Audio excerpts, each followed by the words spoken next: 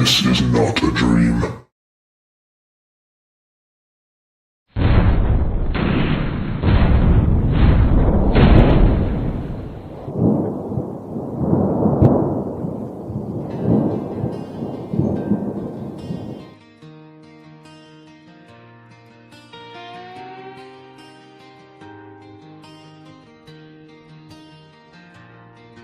Phil walks the tree line when the sun goes down. Boots in the gravel on the edge of town. Backpack rattles with a lantern and a map, looking for the things that never make the trap.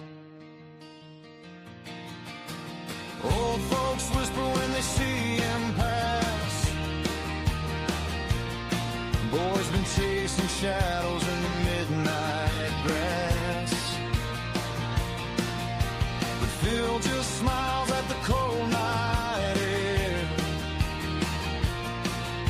'cause something out there knows he's there. In the rustle of leaves, in the creak of the pine, in the fog where the footprints twist the line. He's the dog man, TP hunter, roaming through the night, chasing ghostly echoes in the pale moonlight. From forgotten forests to the deserts deep, where the old bones hide and the spirits creep. With a camera and courage and a trail to see, he'll follow any legend through eternity. Yeah, the world's full of whispers most folks never see, but they all know Phil.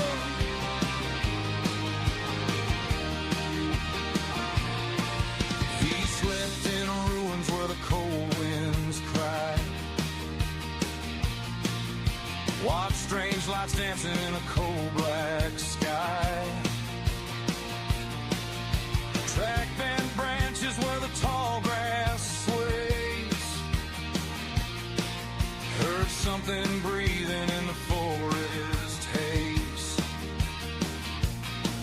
Every dusty road and every haunted bed holds another secret he's about to defend. And when the fire burns low and the coyotes sing, you can bet he's hunting something strange again. Through the static and dark, through the myth and the lore, there's a howl in the hills he can't ignore. He's the dog man, TP hunter, roaming through the night, chasing ghostly echoes in the pale moonlight. From forgotten forests to the deserts deep, where the old bones hide and the spirits creep. With a camera and courage and a trail to see, he'll follow any legend through eternity. Yeah, the world's full of whispers most folks never see, but they all know Phil. But they all know Phil.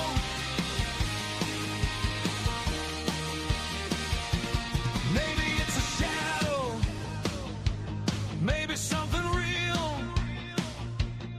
maybe ancient footprints only he can feel. But the truth lives somewhere past the tree line bend, and Phil won't stop until the very end. He's the dog man, TP hunter, roams into the trail, following the stories in the midnight gale. Ghosts in the rafters and beasts in the pines, calling out his name through the ancient signs. And if you hear a howl where the campfires be and a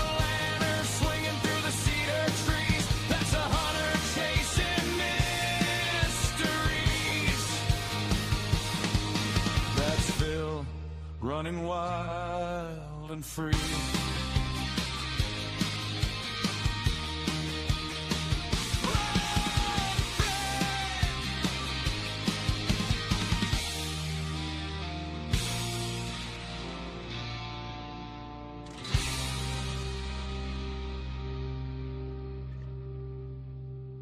Bill running wild and free. That's a thought in your mind, isn't it? What an image. Yeah. Not in my underpants either. But anyway, happy Friday night, Files. I hope everyone's keeping okay. I had a good week and looking forward to an even better weekend. You know, it doesn't get any better than the start that we've got. And I hope your week's been good as well. Mine's been interesting. Been very interesting. Before I came on, before I started this up, I'll be honest with you, I was running a bit late. I didn't have enough time to Just for Men, you know, the grey. I'm going to start doing that because it's getting a bit out of order now, the grey. You know, I mean, I had a woman come up the other day and she said, "Oh, you look good for 48." And I was like, "What? I'm only 32." You know, so I'm going to get the old Just for Grey out, but just haven't had time because just done a podcast, an interview for yes, even people want to listen to me. Yes, believe it or not. All right. With Vic Cundiff from Dogman Encounters Radio. And a shout out to Vic. Thank you very much. And little secret, he wants a heads up. He has agreed to also come on the show. Yeah. So may the 4th be with you, if you know what I mean. So yeah, but check out his channel. Brilliant. And look out for the drop. He's going to drop the interview, I think, this evening, later on anyway, tonight. So but that'd be good. Well, I'm going to bring the Gothic goddess of YouTube on, co-host Natalie. Hello. I'm half dark and half light today. I'm not quite sure what's going on with that. Sorry. What's going on? I don't know what's going on. That's the problem. I think the image of the idea of you running wild and free with no underpants on, because you said no underpants. No, not with no underpants like, no, on. I don't want to go. No, thank you. No, I did say with underpants on. Did you see what I thought you said? No, not with underpants on. So I was like, no, that would be obscene. That's where I was getting traumatized. I was like, please stop. That'd be awful. I mean, people still having their dinner, you know. A sausage and mash. Maybe a toga instead or something like that. A toga, that'd be all right, wouldn't it? Yeah, that'd be okay. Yeah. How you been anyway? All right. Yeah, I'm not too bad, thank you. I'm just a bit like blinded by the sunlight we appear to suddenly have. It's like, you've got a bit of a complexion there going. You've got a complexion going on there. Yeah, it's probably sunburn and hay fever. So, I was actually outside in the sun today. It's for a bit, as long as I could tolerate it for anyway. But weeding the garden. Weeding the garden. Yeah, actually do something productive for a change. But I was like, I will go out in the sun, and after an hour, it's like, I don't like this. I want to go back inside again. It's not dark enough. Yeah, see, I love the sun. Love it. Yeah. I don't get sunburnt either. I just like go darker. No. That's I hate it when people don't get sunburnt. Yeah. No, I never. No, yeah, yeah.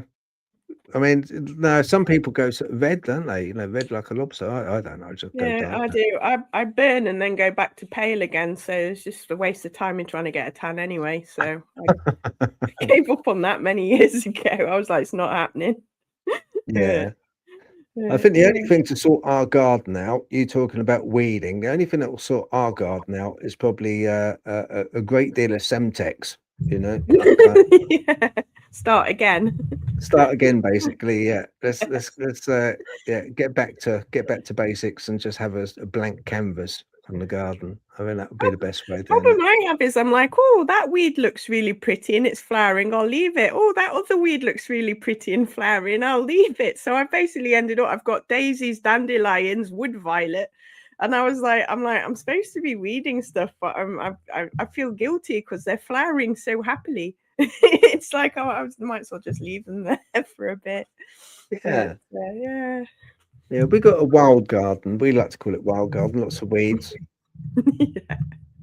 All carefully planted, All curated. carefully, yeah. It's yeah, all carefully planted. Yeah, it's all curated, our garden, you know. Yeah, I could imagine. That's the Yeah. annoying thing with weeds, though. If you actually plant them on purpose, they won't grow. Because I tried that with some nettle. I thought, oh, I'll grow some nettle because it's good for you and it's antihistamine. So it's like, and yeah, and it died. It's like I can't get rid of it anywhere else, but it won't grow where I want it to grow. And I was, wow. I was quite upset. Yeah. Talking about that, you know, weeds and stuff. Funny enough, I was talking to a guy earlier on today who goes foraging. Oh yeah. Yeah, and he said dandelions. He said you can pick them and they make them into a tea, and it tastes like coffee. It's meant to. Dandelion root tastes like coffee if you roast it. Yeah, but you're not allowed to take the root up. You can't take the root up. You can pick the dandelion as a pick it so it grows back, but you can't damage the root. Evidently, with dandelions. The root's what they make the coffee out of, so don't try making it with the leaves because it won't taste like coffee. See, that's what I would have done. I just like pick the leaves and yeah. The leaves are very bitter. It's good for your digestive system, but the actual roots is what they make the coffee out of. So I usually buy it online. I went through a phase of drinking it because you don't get the caffeine hit with it, but you get the blood sugar regulation. And it's like, yeah, but you can get it off eBay. And then I bought a little grinder and a little tea strainer, and yeah, it was all right actually. I quite enjoyed drinking it, but it depends if you're a caffeine addict or not. Because if you are, then you probably won't get fooled by the coffee flavor. Okay, right. Where were we anyway? Oh, yeah, we were doing an interview, weren't we? So hopefully at some point, if Chris hasn't given up on us. Yeah, we've got Christopher DiCesare. I bet he's falling asleep. Yeah, most people do. I don't blame him, to be honest. No, I can't blame him actually. No, I bet he's all tucked up with a little blanket on, you know. But you know, a lot of people do that, don't they? But anyway, right, let's get him on because he's a lovely, lovely, lovely guy. Okay, right then. 3, 2, 1, here we go. Hello, Chris. Hello. Yeah, good to see you. Thank you very much for coming on. That's my pleasure. You know, and how have you been, mate? What have you been up to? I've been pretty good. It's springtime here, and I love the springtime where all the trees go from gray and brown to green and colorful, and the bushes and the birds have their babies, and the weather gets warmer. So I love springtime. Time of renewal, rebirth. Yeah. No, it is. I'm not a big winter fan myself, Chris. I don't like winter. If you think about it, it's easier to walk the tree line. You know, the sun goes down in the spring weather, warmer than the colder weather. Yeah. That's what Phil does. Yeah. But everything with me, especially when you get to a certain age, just shrivels up to nothing, you know, in the winter. Yeah. Just like it just wants to go inside, you know. What would that be? Your attitude?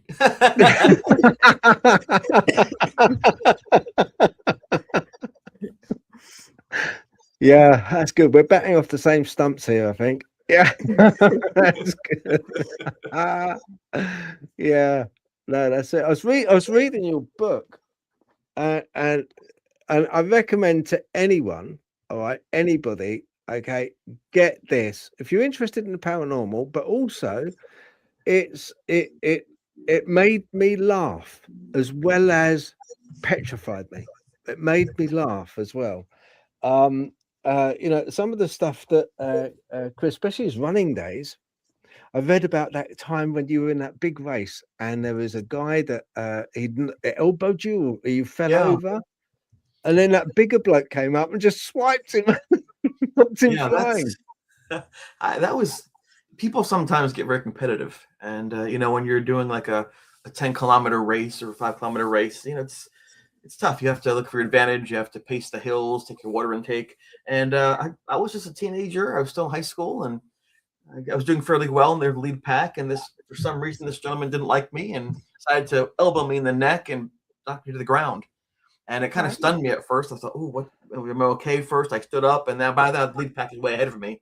But as I looked ahead, a friend of my family's, Jeff Murphy, big dude, looks like Hercules. He just kicked the guy's legs right under him, threw him on the ground, boom, kept going. And that was the coolest thing ever. I was like, yes. Justice. Well, that's pretty darn cool, you know? And it happens all the time. I'm like, it does? It probably shouldn't. Yeah, I didn't think it was that cutthroat. It's like... Yeah, cutthroat, right? Yeah, it's interesting how that works. And I put that part in the book about that because later on during the haunting, a couple years later, we had the what's called the shower attack. It was the same kind of thing where out of the blue, you don't expect that to happen. You're just doing something. You're running, you're showering, and then sometimes violence, things can strike. And it's interesting how the human mind first has to understand what's happening, assess the situation. You know, why did this happen? Who did this to me? And then what's your response? Do you say, excuse me? Do you punch back? What do you do? You know, and so I tried to put some of the foreshadowing in the book so that when the moments occurred that were very frightening, there was an alternative situation that wasn't quite as frightening that happened, but was similar. And it gauged the reaction of my friends and I. Is the same if it's paranormal or not. Yeah, it's a fair point. It's I'll tell you what, and Chris, I've got to say this to you. Give people some warning, because when I first started reading this, it went straight, more or less straight into that shower experience he had. There wasn't any build up. Oh no. I'm gonna hit the reader with something really meaty. And it went more or less, it was within the first, I think, couple of chapters, and it went straight into that shower. That's something people say. They say that if you're gonna write a book, don't start when you're like 9 and then you're 12, 15. People don't want to know about that. They don't know why to read the book. And so I begin with that crucial moment right away. Boom. Some people say, oh my gosh, this is actually involved. This is serious. That's interesting. What will happen next? And so you create that need to learn more and to read more. And that's, I think, a good way to start.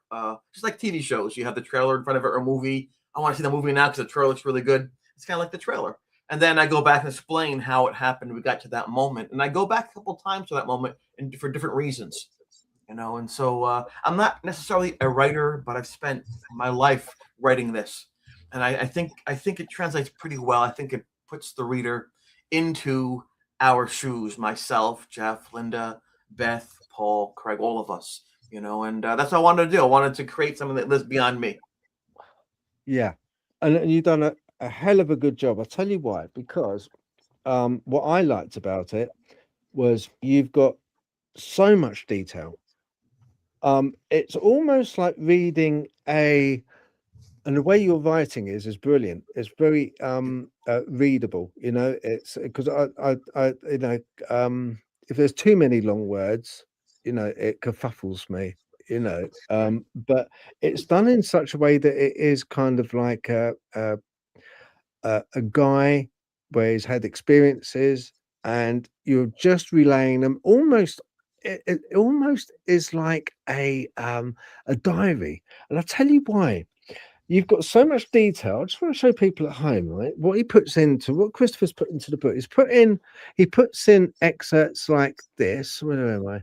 Okay, so he's got newspaper reels, clippings. Okay, he's got photographs, exactly, so that you know you can image the story. You've got notes in there, handwritten notes.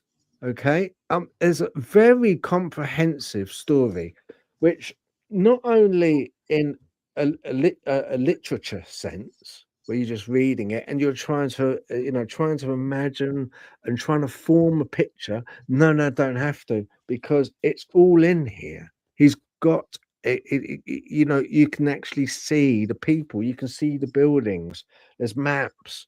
You've done a fantastic job with this book. I must tip my hat, really do. Brilliant. Well, you know, the paranormal is sometimes met with skepticism. You know, not everyone buys into it or accepts it as being real or rational. The Blair Witch Project years ago was that handheld thing. People thought this is amazing, real footage. And there were actors, it wasn't a real place, there weren't real people. And that kind of undercut the credibility of the field, even though it made people aware of what was happening potentially. And so I don't want that. I don't want people to think that we were down in a basement having a few smokes and just making things up. I want people to know these things can really happen, because when I was younger, I wouldn't have believed it. That's just silly. That can't happen. But when you go through something, you realize, wow, there's a lot of things I don't understand. And one of the things we were thinking about, my friends and I, going through these months of this really horror, was how do we have people learn from this? How do people benefit from it? It wasn't necessarily designed to have us look cool. We don't look cool. We're running around like, chickens that had no heads, on our bodies. We're so petrified by things. But I decided to save things along the way, and to show people these are real people, real places, real events. We're not fictitious characters. And Jeff Unger was very instrumental in that. He began taking notes, actually. And this is a copy of some of the notes he was taking. Every day he would write down what was happening, the temperature, the time, the wait for dinner, trying to isolate variables. Why would it happen now? How is it happening? How is it manifesting itself? So we knew at some point in time, that people would want to hear about this. And so Can we start, Chris, can we start, for people that haven't seen the series, the people that don't know, can we have a rough outline of what went on? What happened at this dormitory? Yeah. I would actually tell them to watch the series called True Hunting on Netflix, because it's an honor to have our experience now being seen by 9 million people. It's an hour and 40 minutes in length. It's a real experience, and sound, visuals, the special effects, the things they put in there can do more than I can do with my words. But I can tell you this: it's what's now called an extreme haunting, where we had full-bodied apparitions. The ghost was actually talking with us, interacting with us. It was sentient. We had a priest come to bless the room. We worked with a psychologist, professor of psychology at the College of Geneseo to help us gather the evidence that we're trying to put together to see what was happening with this. I mean, the newspapers came. It was a big deal back then. And unfortunately for me, who didn't like any of it, I became the ghost boy. For some reason, I became the face of this against my will. So, while we're trying to survive this, I'm also thinking to myself, this is horrible. We weren't investigating. I didn't like the idea of ghosts.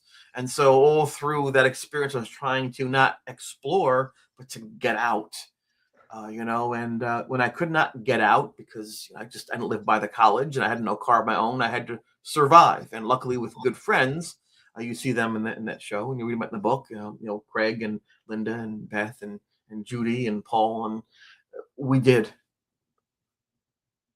Okay. Yeah, it was a lot to go through though, wasn't it? It's like I've not read your book yet, but I have watched the Netflix, and watching it over the 3 episodes. At first I was like, oh yeah, this is just a bog standard ghost story, and then by the end I was like, whoa. You say to actually sort of like you like you say, when you switch from just experience something to having to survive it. Yes. That's when it turned for me, because I was just like, this isn't just a ghost story, this is, like you say, extreme. And it was just like, wow. I felt so sorry for you by the end, like having to go through all that. It's just sort of like, I can only imagine what that was like, especially at college. Yes. Isn't it? With you're all young as well, so there's always a lot more angst around. It's about permission too, right? It's about permission. It's about intent. So if you like someone and you hug and kiss them, they appreciate that.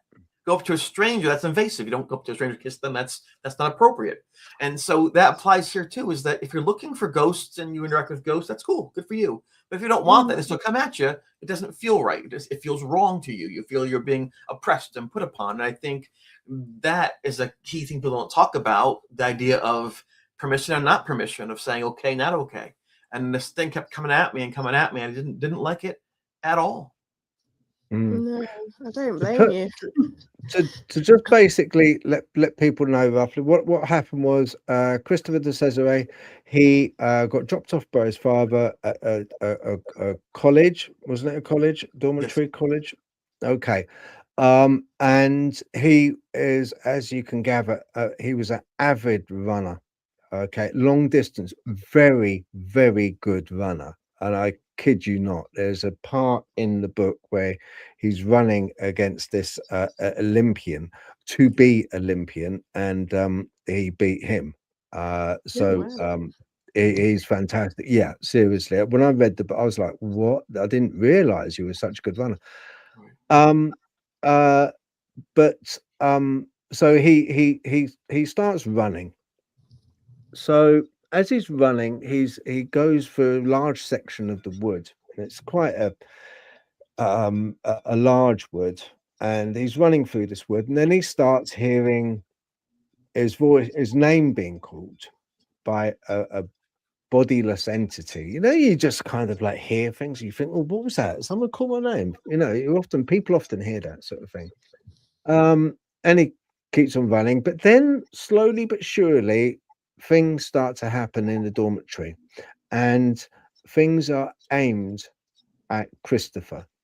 Christopher seems to be the focus of this whole encounter, of this whole experience. And it's almost as if it accelerates.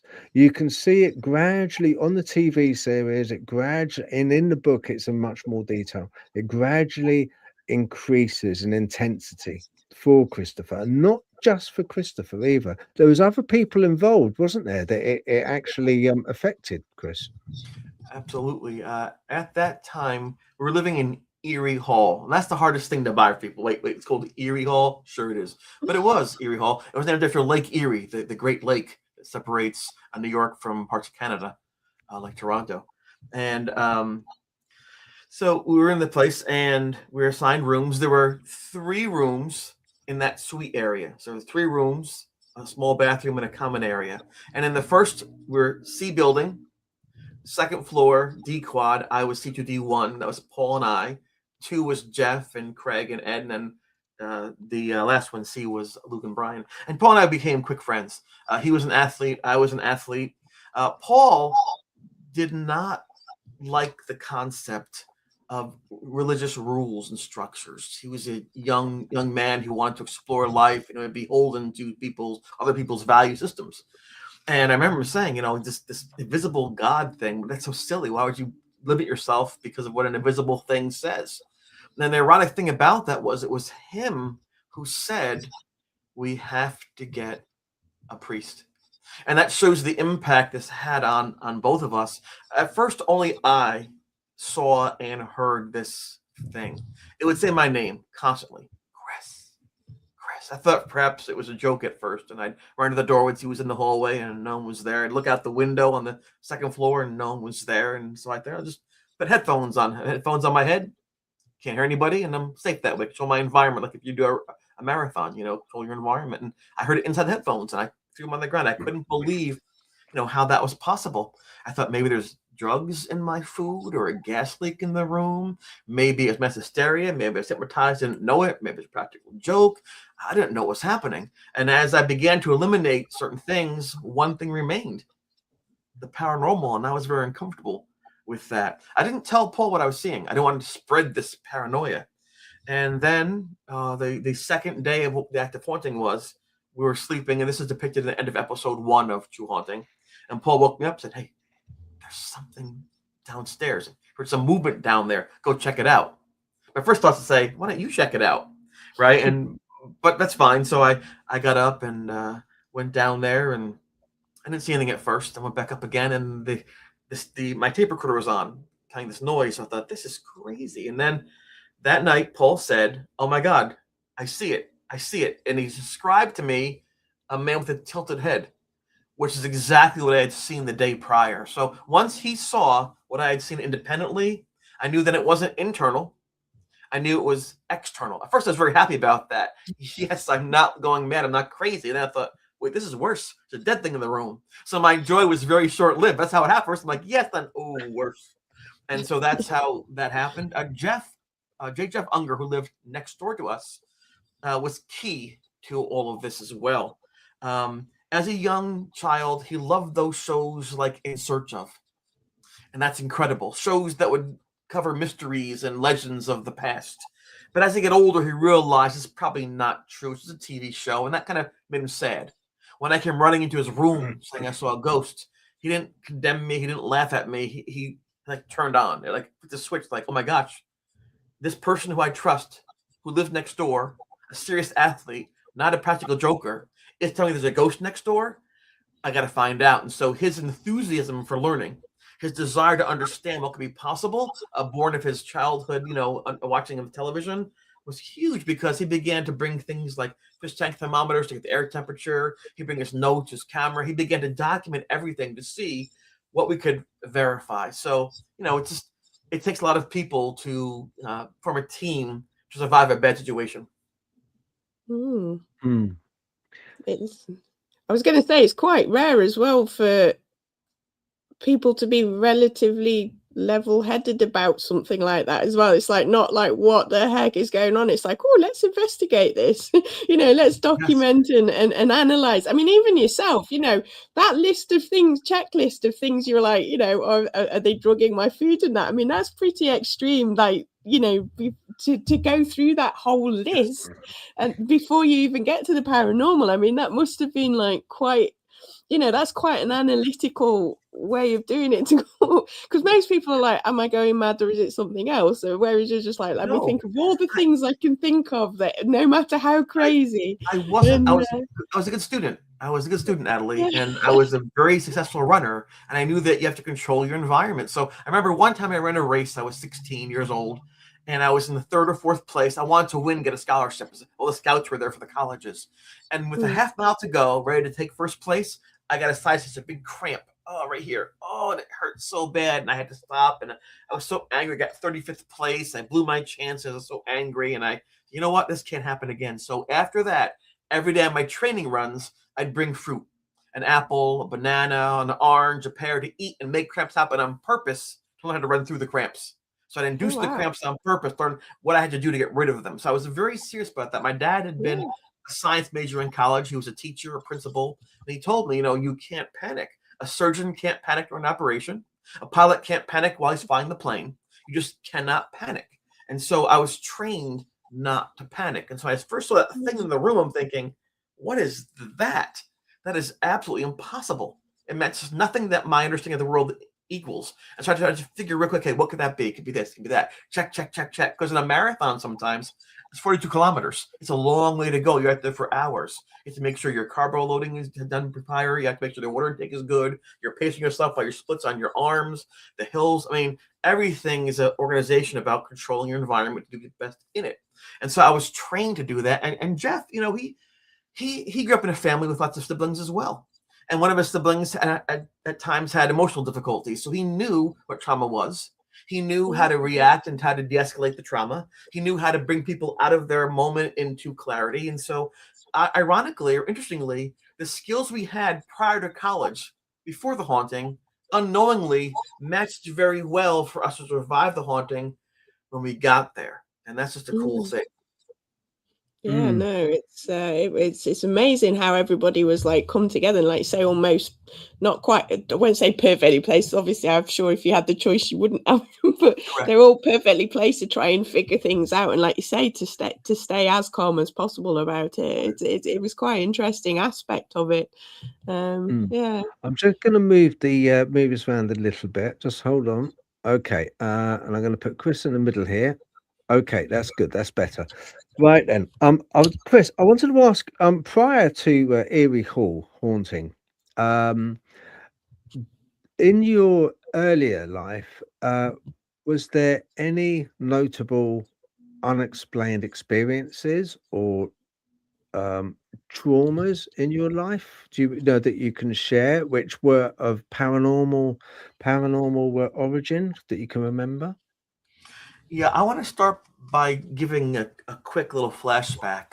When I was in the 5th grade, still elementary school, we're still young at that age. You're learning about life. I still have my action figures and things. I like baseball. I remember in one particular class, there was a young boy. His name was Robert. And Robert had on his face a visible mole, like a birthmark. It was brown. And I remember a bunch of the students circling around him and saying, mole face, and pointing at him and laughing, mole face.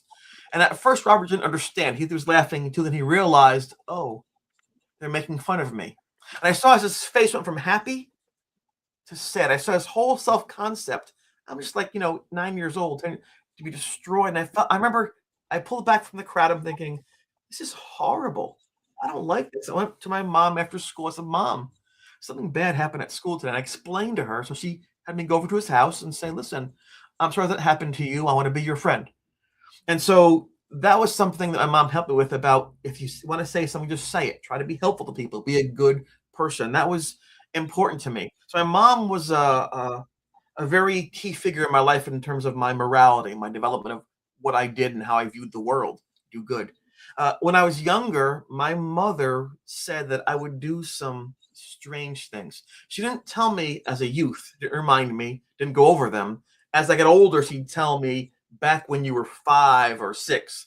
Her fear was that if I thought about these things, I would be different. I would be ridiculed. I would be an outcast because unlike today where you have lots of podcasts and vodcasts and TV shows, back in those days, the paranormal was the occult. And you could lose your relationship, your family, your church membership by talking about these things. We live in a much freer society than we did back then. And she said to me, I would just know these things. She gave me an example. I was watching the television, the Pink Panther cartoon. Dun, dun, dun, Oh, yeah. right? Coloring in my coloring book. And I said, uh-oh, what's the matter? I said, Dad got hurt at work. He fell on the steps and ripped his pants. She goes, oh, stop. That's silly. About 7 hours later, he came home, his cell phone, then his pants were torn. She goes, what happened? He goes, I fell on the steps. And my mom's like, looks over at me like, or I'd say things like, Grandma's calling, and Grandma's not calling. She rings, like, and she got chills, like, oh my gosh, this young kid. And she said that when I was younger, she'd say to me, ask me, what's their aura? I'd see colors around people's bodies, around their heads. I'd see purples and blues and greens. And she said, what is Aunt Plant? And it's all cool. But she realized that that's not cool to make a kid do that. So she kind of clamped it down. She clamped it down. And so eventually I didn't think about those things anymore. I thought about what my friends were thinking about. What was for the test at school, what was for lunch, what we're doing, things like that. So I didn't really, I forgot I ever did that. The one thing I recall from my childhood that did stand out, again, it wasn't something I ever talked about. My great-grandfather was born in 1897, and he was still alive when I was born, which is kind of awesome, right? To know someone who were before they had, the cars and airplanes and things. And I would ask him questions sometimes about life in the old days. He'd tell me.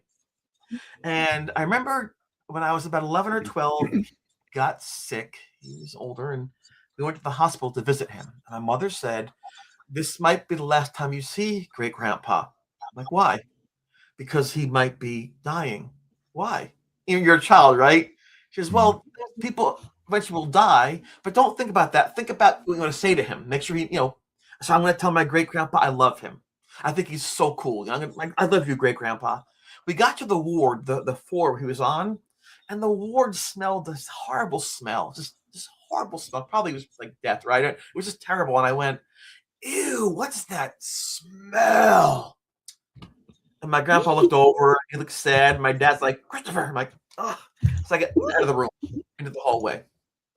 I remember standing by the shiny walls of the hospital, little fire extinguishers there, and then that was it. They left. I said goodbye to my grandfather. I remember in the car, the ride home, I was crying. I'm like saying to myself, I'm sorry, Grandpa. I'm sorry I messed it up. I just want to tell you I loved you so much, and now I can't. It really bothered me a lot, 6 months later, springtime came. It was in April, just like this. And I was hitting a ball behind my grandparents' house. He'd been my great-grandfather. And the ball went around the house. It was a nice shot, too, like a home run. So I went around to get it, all proud. I bent over to pick the ball up, and I saw a person there. I looked up. It was my great-grandfather who had passed away 6 months prior. And I'm like, and he smiled at me and went, don't say anything. Shh. He was saying goodbye. Wow. He must have known that I wanted to say goodbye somehow. And that's what I wanted in life at that point, to say goodbye to him. I missed my chance.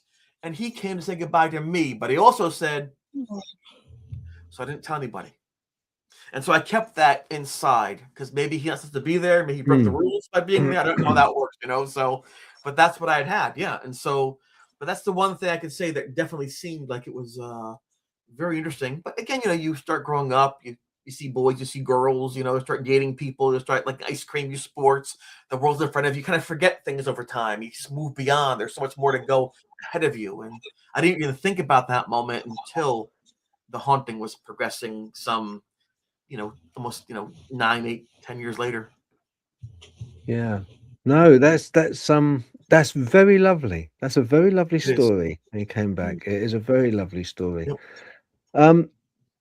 Chris, you had a toga party. Yes. In the dormitory, and you saw out the window a figure in the window opposite, I think it was. Now in the series, you call across your friend. Look, come over here. Look.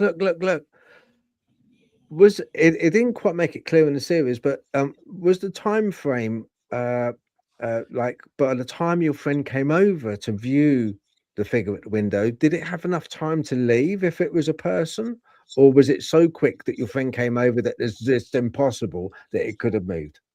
I really have to give credit and thanks to Raw Productions, All 3 Media, Netflix, all the folks that made this.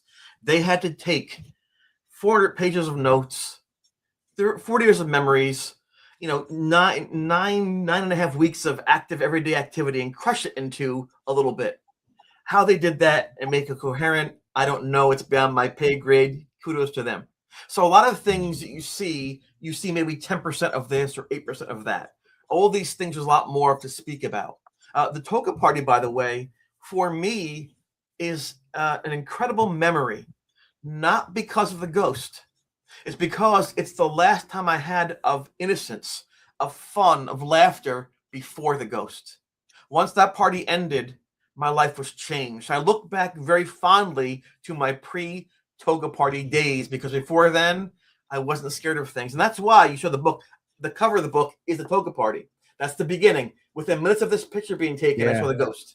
So it starts before it starts. That's how it goes. That's why I chose that. And it wasn't as though I was depressed. I was very happy. I was very popular. I was in great shape. At that point, I was kind of cute. I'm old now. And what's going on is actually Jeff had to put more clothes on me because the girls tore my clothes off like 3 or 4 times.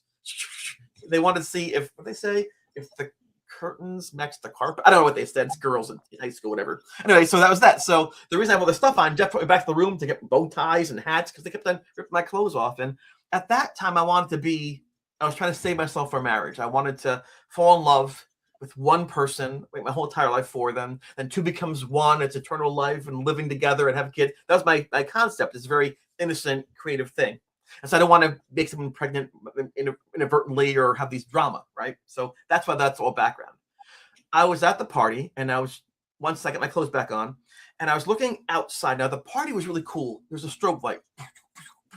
And there's all glass windows that reflects, bang, bang. You see all these white togas, they're flashing. The dark windows, they're black and it's white and it's silver. And what's that song is on?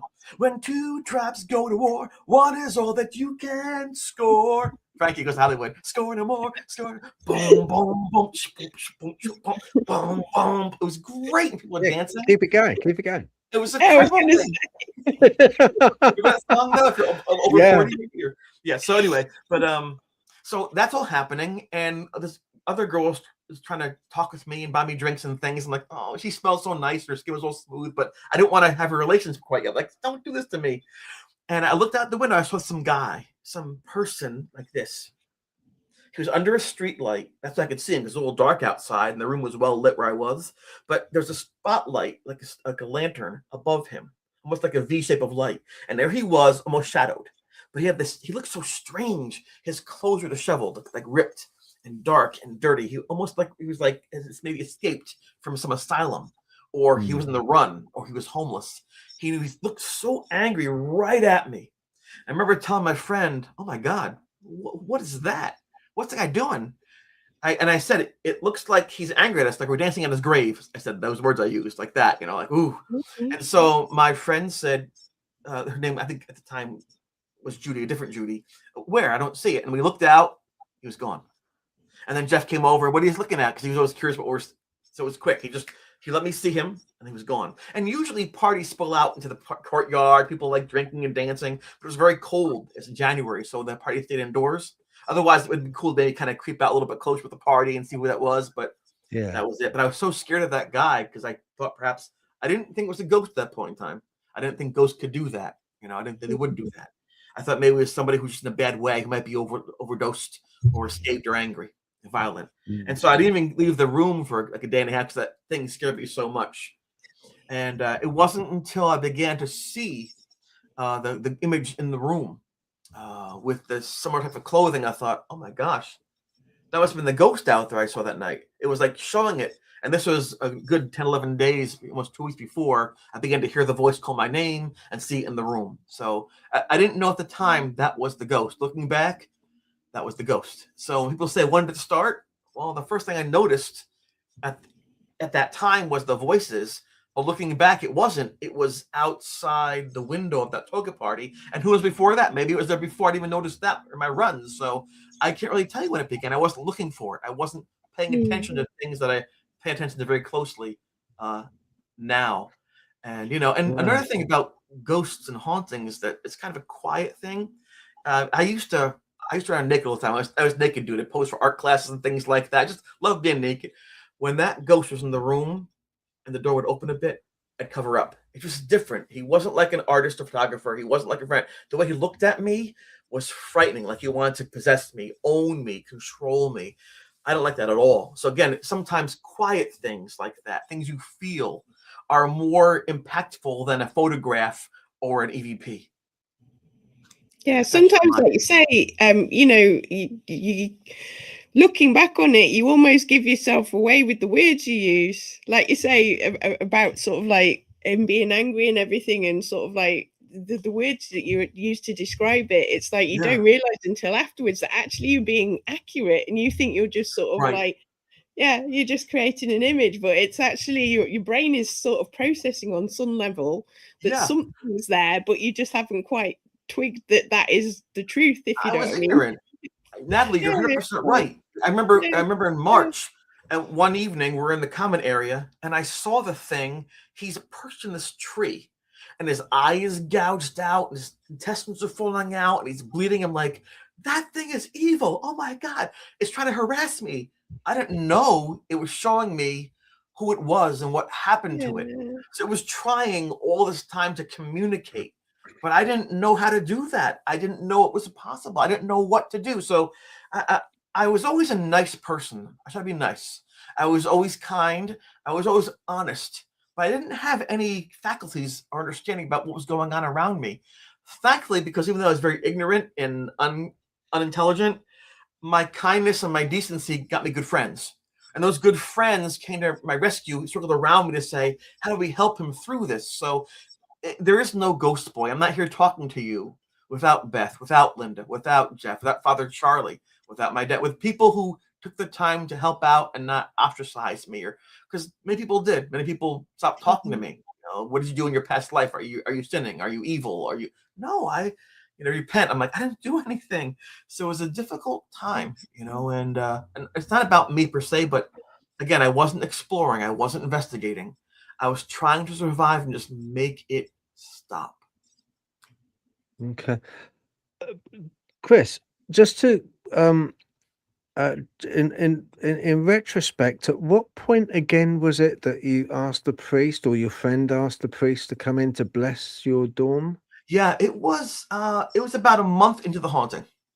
We had tried to ignore it. We tried to, say prayers. We tried to talk to it. It would just keep coming back. He'd see it over my head, floating over my head at night. Like, wouldn't tell me because it freaked me out in the morning. And I would wake up and I'd be touching my foot, like, ew, stop. It'd be most at nighttime, but once in a while in the daytime, I said, no, this is daytime. You can't be here now. I didn't think there were any rules, about that. But no, in the daytime, he'd show up. I'm like, ew, he touched my neck. I'm like, I crawl on the floor in like a fetal position and like rock back and forth saying, get away. It followed me, so predominantly is in that room. When we got so exhausted, I think the worst time we went to get the priest because the night prior Paul had claimed the thing was moving around downstairs under the loft. We had a loft in there. It was like a almost indoor treehouse kind of thing, you know. And upstairs we slept, and then downstairs for the couch, so, you know, up and down. I think Jeff described it pretty well on the show, you know. Anyway, so we heard a crashing sound. I went down there, and he had knocked everything off of my desk except for one thing, a photograph. When I was 16, running for school, a person on my track team, her name was Paula. On the sports bus after hours, we're riding home, she said to me, "You should go out with me." I knew she had a boyfriend. He was my friend of mine, and that wasn't cool. I told her no. So she got off the bus and said, "You're making a big mistake. I'm hitchhiking home." She hitchhiked, and they found her 2 weeks later. She'd been raped and strangled and left in a swamp dead. She was one of 8 victims of a serial killer named Jeffrey Ross. And I felt so bad because my mom had said to me, "Don't lie. Tell the truth." I thought, my gosh, if I lied to her and said, "I'll go out with you," she'd stay on the bus, she wouldn't be killed. So I had this horrible guilt about being honest and how does that work in life? And it really shook me. And then I couldn't believe within a few weeks, people gave her track number to somebody else on the team and they forgot about her. They're going to prom, they're going to college. I'm like, what about Paula? I just thought about her lying dead in the ground for days while they're looking for her, not knowing. I'm like, oh my God. And the horror she must have felt as she's being killed. And just, it ate me up. So she'd given me I got goosebumps. She'd given me a small photograph just, you know, to say hello. And so I took that photograph, I put it behind another photograph that I brought it to college. I hid it behind there, just not to forget her. I'm not going to forget who she was. That night with the crash on my desk, everything is off the desk except for that photograph, face up in the middle. I'm like, oh my God, it knows. It knows. How does it know? So I told not a single soul. And then when Paul saw that reaction, he said, "We have to get a priest. This is insane." We had cold breezes in the room. The lights would flicker in the room. We would see shadows across the room. We'd hear it call my name. It was just too much. And we're young kids. We're invincible. We can eat everything we want to eat. We have to sleep all the time. We don't break when we fall. We're at the top of our lives. The world's our oyster. It was terrifying. Both of us were overwhelmed. And so he said, "Let's get a priest." I said, "Well, okay, but you're talking to him. I'm not going to talk to him." I'm too embarrassed to say that because I go to church sometimes. And so we went up there. We brought Jeff's notes. Paul and I brought Jeff's notes to see the priest. And the priest wouldn't see us. He apparently was at a wedding. I'm thinking to myself, who has a wedding at 7:30 in the morning? It wasn't true. But the woman there, or the associate, gave us a piece of paper. It said Father Charlie and said, "Talk to him." I remember him talking about a ghost one time. Maybe he can help you.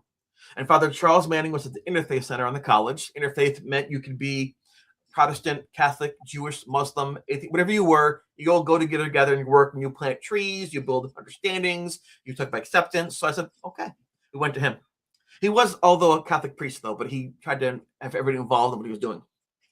We went to see him. He read the notes. And he said, "I believe you." And I was so happy that an adult, a figure of authority, believed us. Then he said, "You guys doing drugs?" I'm like, "What?" I'm like, "No." I was very offended. He goes, "Look, I'm not trying to condemn you. It's just the things that are written here are really strange. I can tell by your face, like your tears, he's shaking back and forth. Something's happening.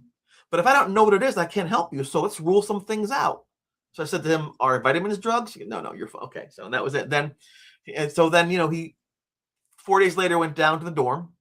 And now a priest can't do a ceremony in a public area. It's not allowed. It's secular school, So he told the night host who guards the door, he was there to fix the stereo.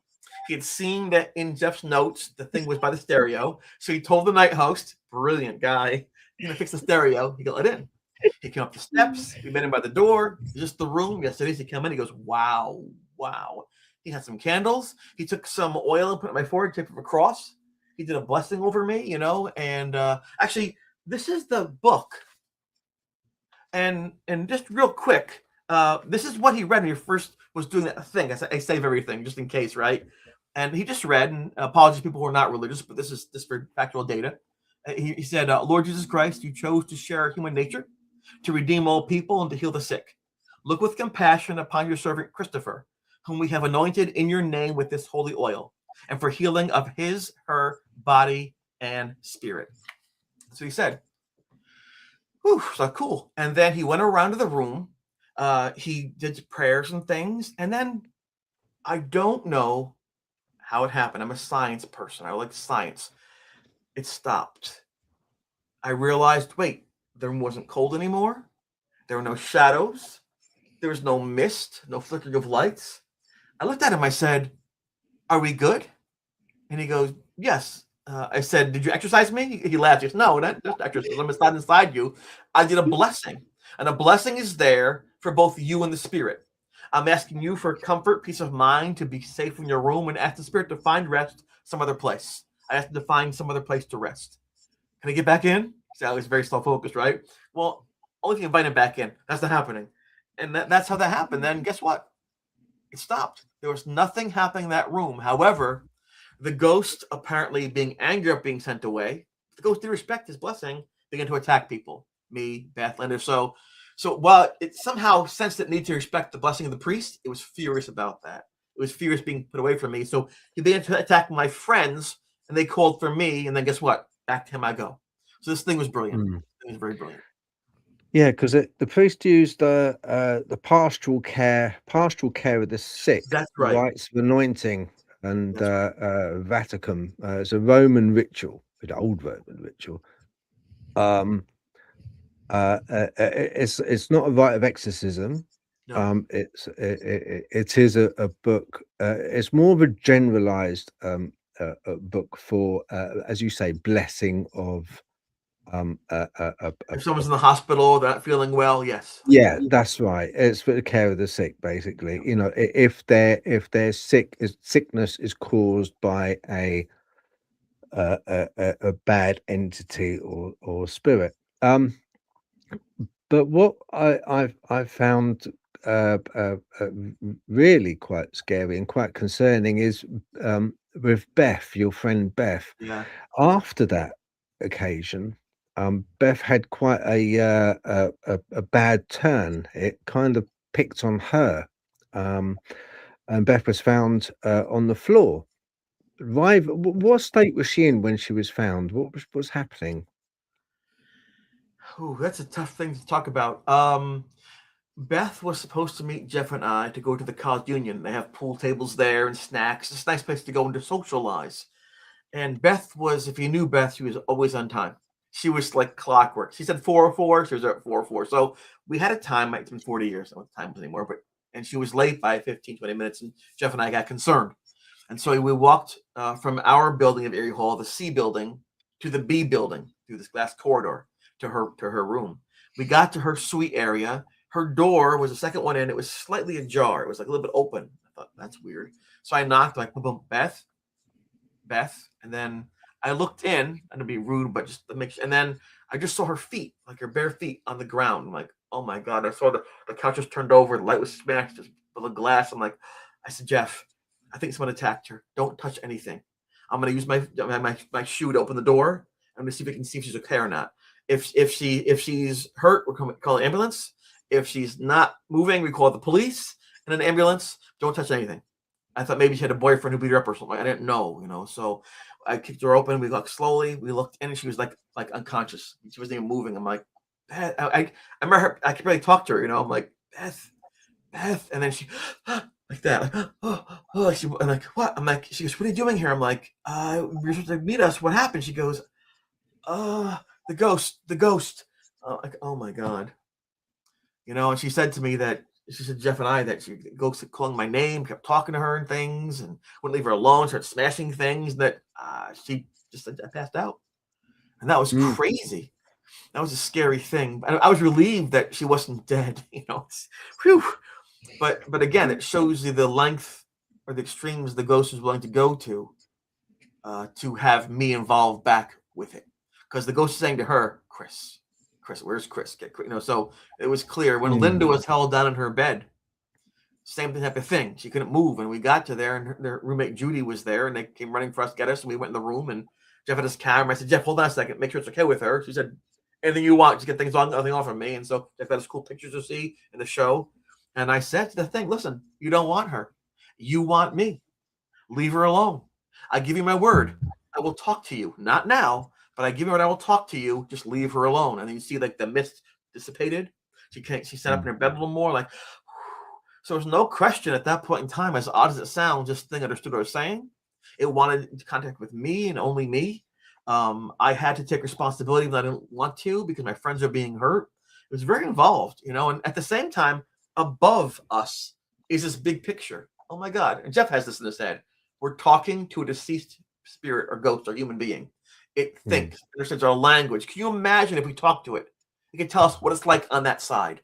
You know, who they were. Is there a heaven and hell? What about religion? What about spirituality? How do these things occur? He thought we can go on Mike Douglas' show and things, maybe talk about the world, what we've discovered. For me, I'm just like, oh my God, I can't do this. Oh my God, this is horrible. But I kept on trying to do the right thing, which is helping people. And the more I did that, the further in I got pulled to this whole moment.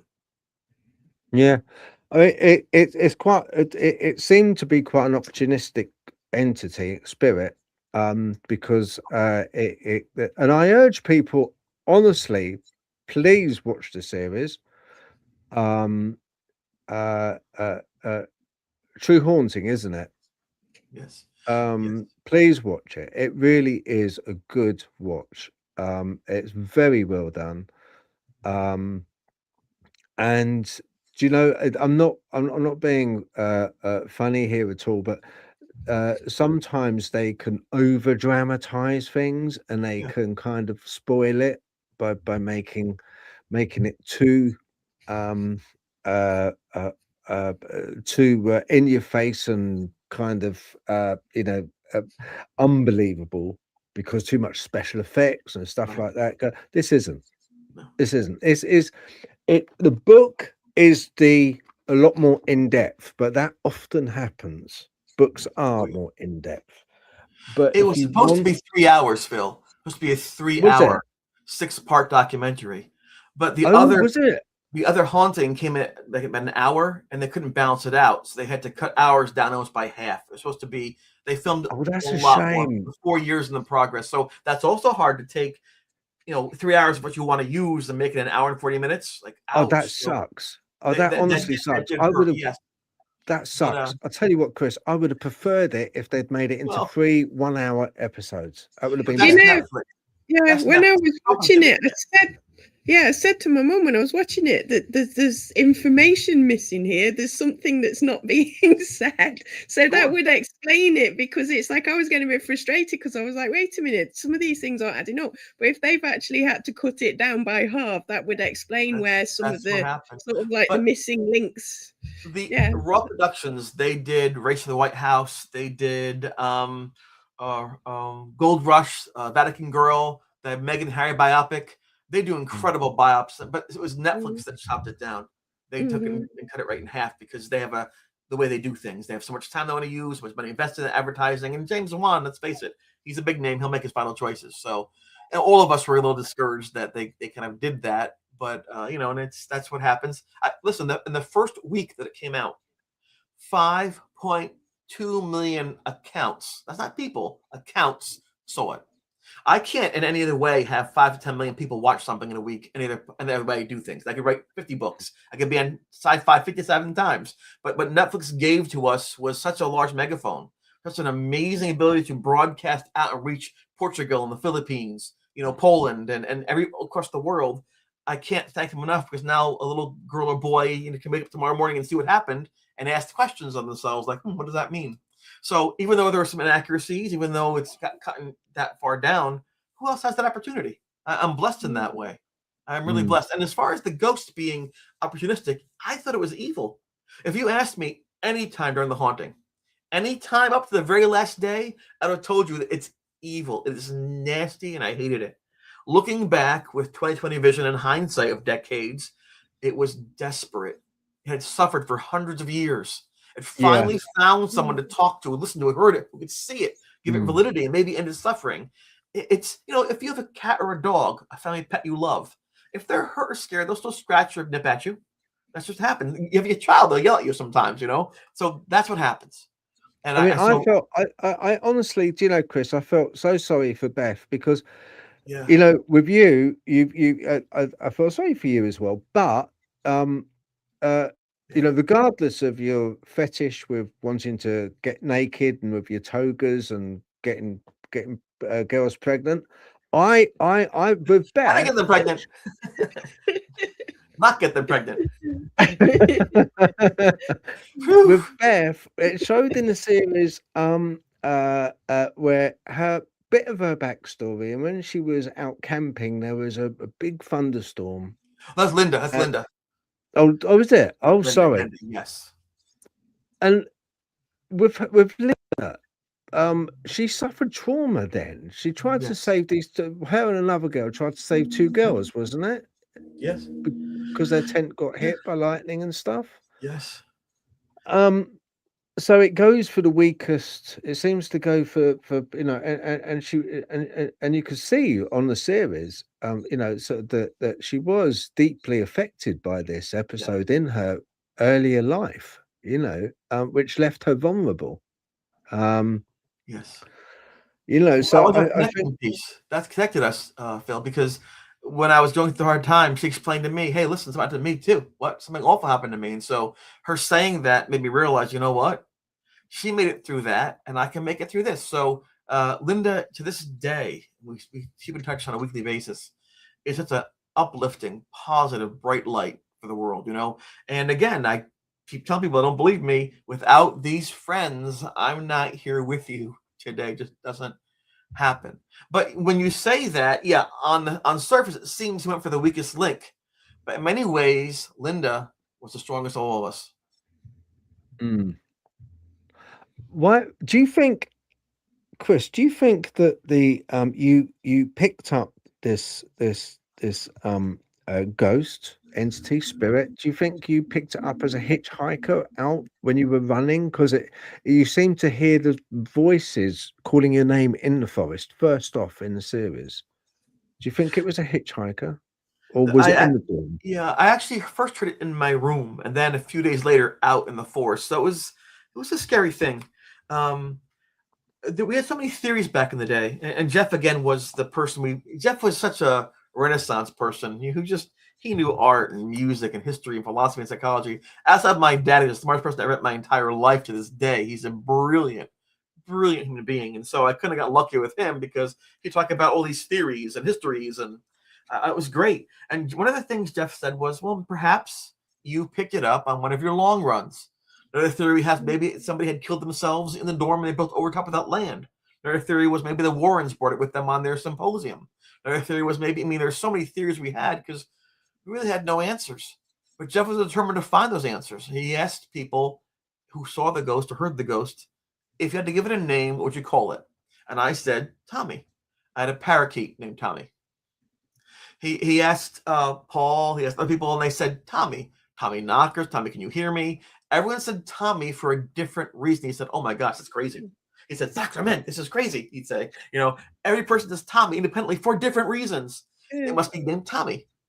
And that's why when the history of all this came out with the Revolutionary War and the soldier and stuff, that was the first connection. Like, wait a second. There was someone named that who kind of fit the description. So again, that's thanks to Jeff's persistence in trying to get and analyze data that we have that understanding, because otherwise I wouldn't have known. And I was with that thing every day for a long time, and even after it was out of my room, it would follow me to the showers and the locker room. It'd follow me to the library, up the hill, getting books out. Oh, horrific. So, I always caution people, don't assume you know everything right away, even if you're talented, if you're gifted. We don't always know things right away, even our relationships in real life, IRL, right? We might sometimes have breakups and arguments about things, right? So when you have the haze of the past and of spirit and aura and things, it's even a little harder to quite get the actual thing they're saying and feeling. You have to be respectful and feel it out a little more rather than saying it's this. And I tell people, look at what the facts show, where it takes you. Don't have a theory and try to put things on your theory. See what develops from your experiences. That becomes your theory. Yeah, if that's fair. When we tend to things that are a bit ethereal, things that we can't don't have any material attached to them. Things that are kind of invisible. Let's face it. But we know they're there, that we feel they're there, that they're interacting. We tend to want to normalize it a little bit by giving it a name. I would urge people not to give any, if they do have any entities, not to give them a name, you know, because it sort of empowers them in a way. It does. I didn't call it that. I called it T. I would never say Tommy the word back then because it would invoke it. So I always said, "What's T doing? How's T?" I heard T, and Jeff put his notes Tommy. So it was called Tommy, but I always said T. I didn't use the actual name until 20 some odd years later. I thought that was. Did it respond? Did it when you gave it T? Yes. Or did it respond to that? Did you get more response to that? Yes. The first time I spoke to my father, he was not sure what was happening. I knew I couldn't do this on my own. The attack had happened. My back was still bleeding. I was failing my classes. We had talked to the professor of psychology. We had been in the room bus by the priest. It's just nothing was ending. It was just ramping up and ramping up. And he said, "Well, tell you what, then you go and get the biggest, strongest guys you can find. Put them in that room and see what happens." I said, "Okay, this is not in the show." So Jeff and I saw a bunch of guys playing rugby outside, like 4 or 5 big guys. We said, "Hey, come to our room. Something's cool there." And they thought we had a keg of beer or naked girls, whatever. But they came running up, they got in the room like, "What's going on? What's happening?" And I said, "Okay, Tommy, you can show them." And then sure enough, and Jeff is a witness of this, the closet door opened up. The thing came out like, "Oh my God," they're screaming. My dad was still on the payphone. He goes, "I'll be right up." That's how it happened. I heard people screaming in my room. Big guy, didn't know those people. That's why he came up. But that's not in the show itself. That's why it was just a phone call where, "Hey, how you doing, son?" He heard the screaming in my room and said, "I'll be right there." He brought a gun with him. He had a gun with him, a baseball bat. He was ready because he knew what was going on there. It was some kind of frat activity, a cult. It was the gang. He didn't know. And so he kept to protect his son. He made that 5-hour trip in 4 hours. He was ready to fight. In fact, it was my sister's prom night. She's angry this day. She's angry. And he forgot to bring her to prom because he rushed up to the college to get help by me out. That's how worried he was about me. Sorry, Nicole. I'm sorry for that. When your dad was there on a series, when your dad was there in the room, he stayed up all night, bless his heart, Yes. in a chair. He stayed up all night to give you a chance to have a good night's kip, right? Now, he in the series, he started to get cold and chilly, and then he was drawn. He was drawn to. It looked like a louvered cupboard, like a closed cupboard. Yes. What was the drawer there, and was there a drawer for you? Was that like an origin? Was that a place of where it was created, where you thought that this thing resided? Yes. When my father got to that room, he explained. We didn't talk about these things. He hated talking about things that he made him uncomfortable. But he eventually talked to me about it. Not then. Years later, he said that the room was very cold. He saw his breath. He assumed the window was open. So he went to close the window, and it was closed. Well, it must be the heat's off. The heat was on. He says, "Well, why am I seeing my breath if the heat's on? It's in the 60s here, and the window's closed. That makes no sense." That confused him. That was his first, aha moment. He said eventually he began to feel sick to his stomach. But he wasn't sick. It felt like he was like feeling something around him. This sickness, this disease is horrible. And the picture behind me right there, you see that picture in the show, that's me, Jeff and me calling the ghost. At that moment, I'm facing the closet where the thing would come out of, right there.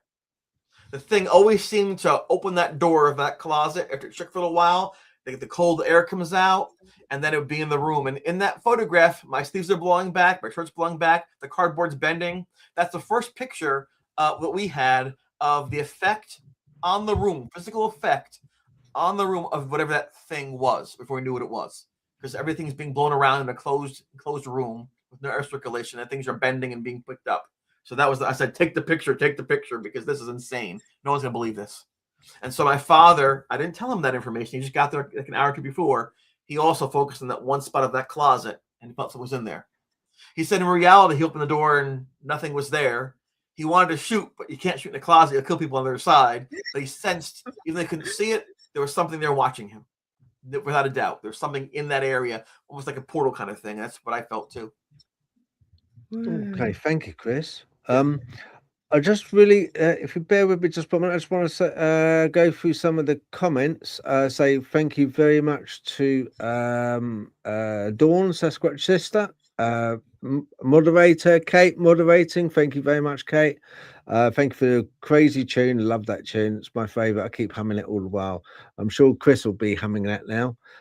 Joseph Richardson, hello. Pleased you could make it on here. Very nice to see you. But Goldfish Paranormal. Anyway, yeah. Hi everyone.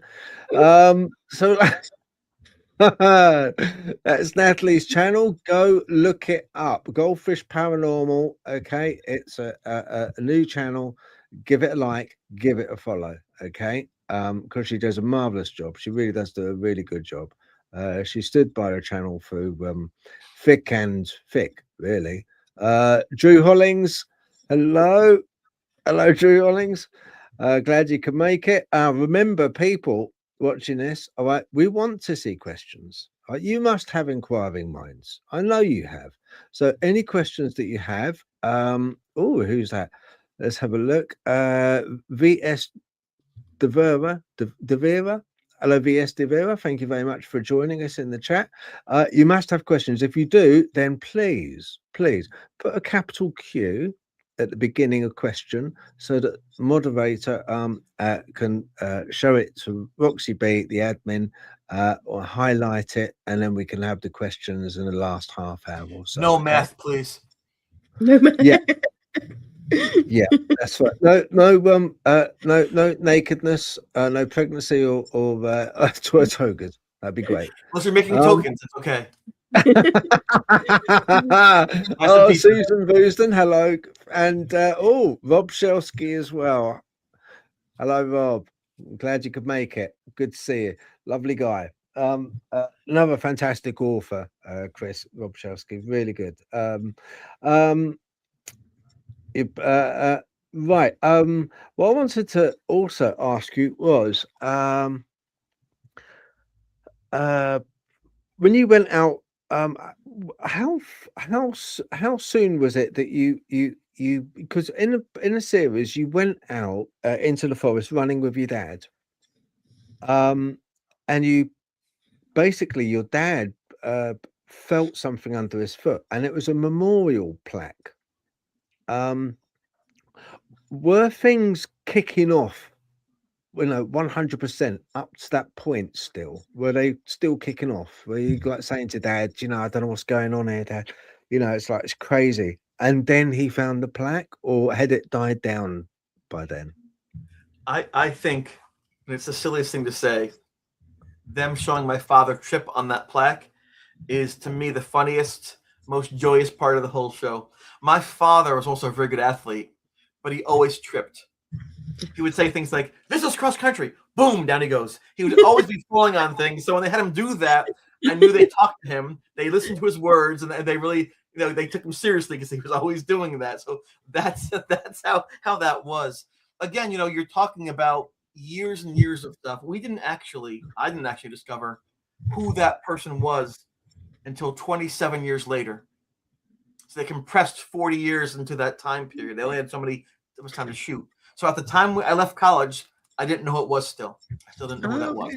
But we ran by that tree all the time. And there is a placard. It's a sign talking about the war and who the people were. At that time, that was at the 8-mile mark of my 9-mile run. I wasn't looking around and going, dude, I was like up the hill back to the college trying to, improve my time. I didn't know what that tree was. It wasn't until 24 years later, someone named Tim Shaw from Western New York showed me that's the tree. I'm like, that's the tree? The one I ran by, that's a torture tree? I didn't know. And so they kind of crushed things together. So we didn't know. And it wasn't until, again, 27 years later, my mother was doing genealogy. She retired from her job. And she's giving me these phone calls now and then. Did you know that we had relatives that fought in the War for Independence? That's nice, Mom. How's things? Good. A couple days later, they fought by Erie? That's nice, Mom. Then the third call was amazing, where it was like, my great uncle and grandpa found a guy by this tree. He'd been tortured, and they gave him a burial, and his name was Thomas Boyd. And I'm like, what? What was his name? Oh, Tommy something. I'm like, and she described to me what was happening. I'm like, oh my God. And then I said to her, I wonder where he's from. Because when I talked to the ghost the last time, I asked him questions, and those aren't actually in the show. I asked, where are you from? And the ghost said to me, Danville. I don't know where that was. It turns out that this Thomas Boyd soldier came from Danville, Pennsylvania, hundreds of miles away. And he told me that. So I saw her Danville. The name matched, the location matched, the wounds matched. I'm like, oh my gosh, there's a family connection to this? Holy moly. And I wondered maybe he knew who I was without me knowing who he was. So it was a strange, surreal moment. You know, it's just, and so people get impatient sometimes. I want to go on Netflix today. I want to be famous tomorrow. I got to make my t-shirts and shave my head, cross my arms, and have a cool TikTok page. But sometimes good things, meaningful things take time. Sometimes friendships build over years, not just months and days. Sometimes perspective can be influenced by pain, by joy, by meeting different people and new perspectives. We have our own personal lens. So it took a long time for us to understand a lot about what the audience will see on that show or hear and see on your vodcast, you know. And like I said, it's it never wanted to happen. I wish it never did happen. But there's so many cool things looking back that we got to see and experience. And what paranormal investigator wouldn't want to see multiple times a full-bodied apparition, one that would talk to you and you can communicate with it, you would have understood you? Who wouldn't want that? Who wouldn't want, as you're doing it, not listening 4 days later, as you're talking, hearing this thing talk to you? Like, oh my gosh. I mean, if you're seriously involved investigating, these are like the holy grails. Who wouldn't want photographs of things that can't be explained without any kind of Photoshop? Who wouldn't want that? Who wouldn't want a case where the priest is there and the psychologist? And I got goosebumps. I mean, it's like a Hall of Fame case, and I hated it. You know, every second of it. But it goes to show you that sometimes life happens in ways you don't want, you know, and that's okay too, because we all have our shell. You're a jock, stoner, a geek, a brain, a nerd, whatever you are. That's not really you. It's the image you put on in front of you to tell people this is how I want to see me as. The real you will come out when there's no time to pretend. In crisis and trauma, that's the real you. And you might like what you see or not like what you see, but that's the truth. And when you know the truth about yourself, it's scary sometimes. You say, you know what? And I'm still here. I've been challenged. I ran the gauntlet and I'm still here. I survived. That means something. Doesn't mean I'm smart. Doesn't mean I'm good. Doesn't mean I'm anything, but it means I'm here to fight through that. And the things I learned can help other people work through their problems like depression, anxiety, bankruptcy, addiction, loss of a loved one. We all go through these coping mechanisms. You all get PTSD. We all have it. I just am on television because mine's an odd, strange, unique one, but no different than what your listeners have, what you have in your lives. Just because it's less common, people say, what's that about? If there were one dandelion, it'd be priceless. Wouldn't be a weed, it'd be priceless, right? And so sometimes human psyche says, that's very rare, let's examine it. That's just the way life tends to work sometimes, right? That's why, you know, this is happening for me to have this opportunity to share the experience. I am no better, no worse. In fact, I'm not that bright. I mean well, you know, I'm probably a little too honest sometimes, but I'm right telling God, if you're up there, you got the wrong guy. I cannot do this. Please pick someone else. Guess what? Here I am. I was going again. Not too bright. Let me know to write that. That is one of the best books I've read for a long time. Very, very well written. Thank you. Well done, that sir. Go on, Natalie. Sorry. It's all right. I was just going to say with you saying it's almost like everything came together to bring all of you into that position to help that spirit. It's right rather than the other way around. It's almost like we've had this guy trapped here for this many, you know, couple of lifetimes, basically, I guess, really. But how can we help him move on? I know that person there, that person there, that person there, that we'll bring them all together and then some, you know, and hope that they can figure it out. Because I sometimes find that in some of the things that I've been doing, it's almost like souls, it's almost like your physical presence is here to help a soul and not the other way around. Right. And it does almost sound like that was why you were put there. Like you say, you hate Yeah. you sort of think, oh, I don't want to go through this. But if it wasn't you, then there's a good chance that this might not have happened with your circle of friends around you and you in the center of it. He may still be there in the woods suffering, I guess. I hope So not. in a way, I hope not. I really tried hard to stop that from happening. And toward the end, my one goal was to give it peace, to help it find its own yeah. peace. At the time when I was there, it seemed so chaotic. Well, looking back, you're right. There are so many strings that tie together, so many circumstances that don't seem like it's coincidence. It's almost like this is somehow meant to happen. And I wonder about like free will. So here I am thinking I'm making all my choices on my own, but are there forces at work that I can't see that actually don't allow me to have free will beyond picking what they opt to have me choose? So it's one of those things when you're in a haunting, you think a little different, like, wait a second, this is my reality, my lens. Is it the same as that person? So, for example, after that shower attack, which was gruesome, Jeff found me on the ground, all bloody on my back, and so my friends heard me yelling and they ran in and they wanted to bring me to the hospital because I was bleeding badly. And I said, I'm not going to the hospital, because I knew if I went there, they'd say I'm self-harming. They'd medicate me. They'd probably tie me up. Who knows? They could find me easily. And at that time, I was sleeping in different rooms every night. I sleep by the water fountains, by the vending machines. I just keep moving around. That vending machine scene was absolutely true. The vending machine every 15 minutes would kick on the freezing unit to chill the soft drinks, the pop, just to chill it. And so every 15 minutes, I'd wake up and check on things. Okay, still good, no ghosts. So I love the vending machine. It was my alarm clock built in.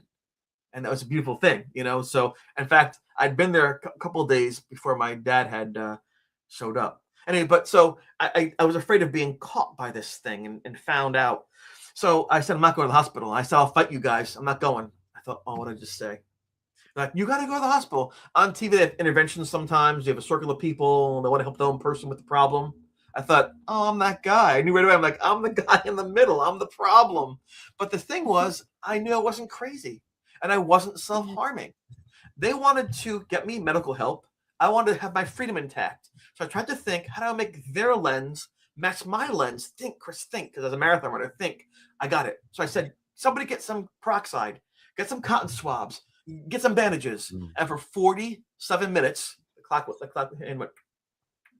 It was peroxide, cotton swab, on my back, bandage, peroxide, cotton swab. But I preferred that slow pain over losing my freedom. And so that way, my lens to be free and their lens to keep me from getting infected and bleeding out came together. So I worked really hard to make our lenses combined. They weren't wrong, and I wasn't wrong, but we didn't match. If you have if you're Liverpool playing Manchester United in football, soccer, playing, one team wins, one team loses. It's the facts. One person's happy, woo, best game ever. Best match. One person's like, this is horrible. It's fixed. I hate this, and get angry. So two people, both sober, both intelligent, both alert, having opposite reactions, extreme opposite reactions to the same stimulus. That's what being a human is. That's just how it works. Yeah. And I can relate. I know exactly where you're coming from with the vending machine. I know exactly where you're coming from. I kind of like can relate from a mental point of view. Yeah. The whole repetition of it gives It's some comforting. normality. It gives normality to the situation that you're going through at the It time. was constant and efficient and the same in this Yes. whirlwind of craziness all around me. So I know it sounds silly, but if you've been through trauma, like you just said before, you understand little things like that are huge in the moment. They don't translate well on paper. They don't translate well in an offhand comment. But if you felt the pain of losing control in your life, little bits to get control back are extremely important. Remember my mother, she left school to have me at a time when women at that time period didn't have that opportunity very often. She had all her dreams to have me. Foolish, but she did it, and she loved me, and she didn't ever hold it against me. She's a good mom. As I'm lying on the floor for the attack, thinking I'm dying, I said one thing to myself: don't make a face. My mom should see me in the casket, calm, not in pain. I don't want to think that I died in pain. So the first thing I thought about, honest to God, was my poor mother. She had all 8 years of her life for me, and I'm dead on the floor. she's gonna be destroyed by this. So I just said, make a calm face so she thinks you at least found some peace. That's what I was thinking about. I was thinking about photographs or evidence or this. I was thinking, my poor mother, this is not cool. Yeah. That's really sweet. Oh, thanks. She's a good lady. Really, I love her so much. I'm very blessed. She's 81 now. I dread the day when I lose her, but I try to appreciate every day that I have her. So yeah. Oh, no. Is she doing all right though? Is she okay? Yes, my mom and dad are doing well, and that's the thing about that show too. I see my dad there. I could put the show on, see my dad, hear his voice, and say he's proud of me. I always wanted that. My dad worked 3 jobs when I was a kid to pay the bills and to put the roof over our head and give us warm food to eat sometimes, So he worked hard. Yeah. And I always wanted to make him proud. He would never quite say that. Good job. But next time, try this. I get the course record. Next time, cut that up. So finally, after 60 years, I can put the telly on and say, my dad's proud of me. So I'm really Oh man, they must be so proud of their son. They must be absolutely chuffed. Absolutely chuffed. I hope so.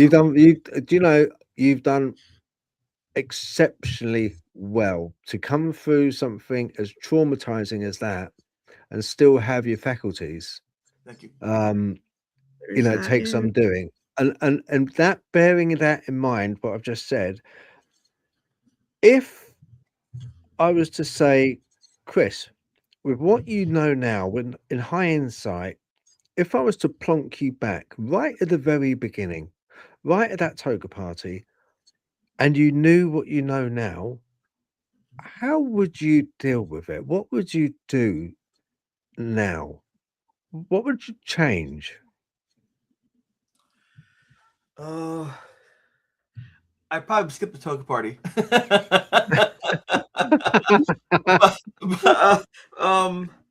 I think taking your question in a very meaningful way and trying to give you a response that is as good as your question is, I would have probably go back. I would probably assist Jeff in getting some more evidence. And I think I would start with the photograph of my back. One of the questions that I'm asked repeatedly is, if Jeff is always there and he's got photographs of this, why is there no photograph of the scratches on your back? And I can tell you that was a very weak point for me. I'd just been attacked. I thought I was dying. I couldn't escape it. My friends were going to put me in some institution, possibly, or hospital. I'm feeling everything's horrible. And I remember they pulled me out of the shower right before I had the agreement to put the bandages on with them before they took me to the hospital. Jeff looked out the window of his room, C2D2. I'll never forget it. And he said, the natural light is fading. The natural light is fading. If you want a picture of your back, now's the time to get it. And that makes sense, right? Because this is backtracks like that is a key form of evidence, right? And I just started to cry. I said, no, Jeff, please don't. He said, what? He said, you understand, these photographs, I know it's painful. I said, no, you don't understand. I need a friend. I don't want to be the ghost boy. I want to be Chris. If you are my friend, you won't take that picture. I don't remember this at all. I want to forget it all. I hear Chris, and this is hard, but understand that in the future, he looked at me and he said, I'm your friend. He put the camera down.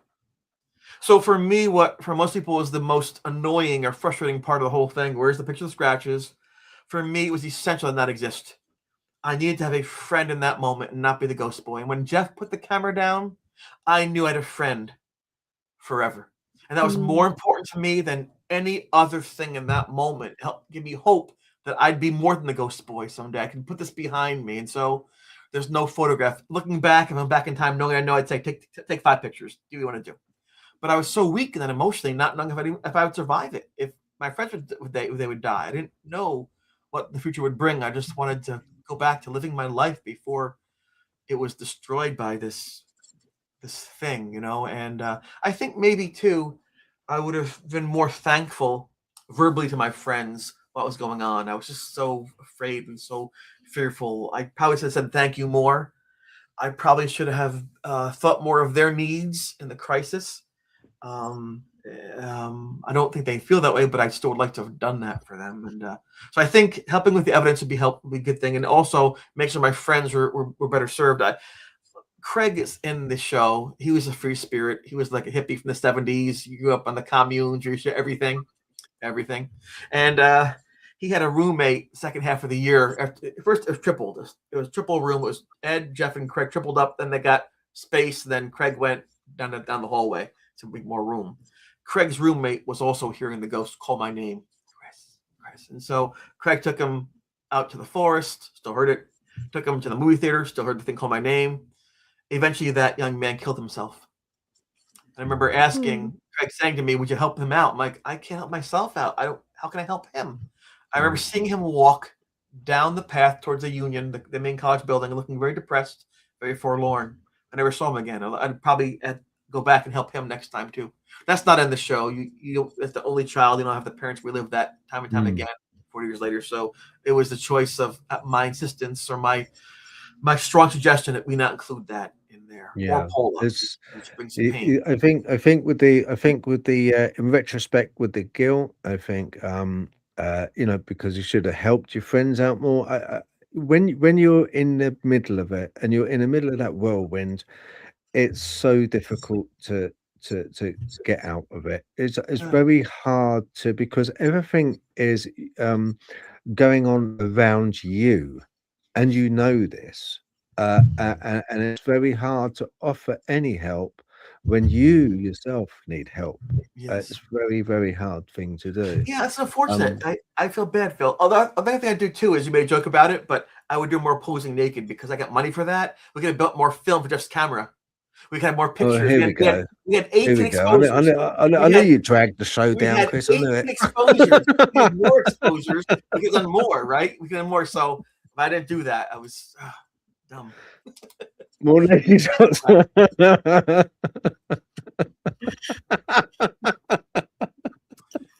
And sandwiches. The Sub Shop made the best sandwiches. They had it was the Italian salami, the provolone, and the lettuce, and the onions, and the oil and vinegar. Oh, great sub sandwich! I had more of those too back in the day.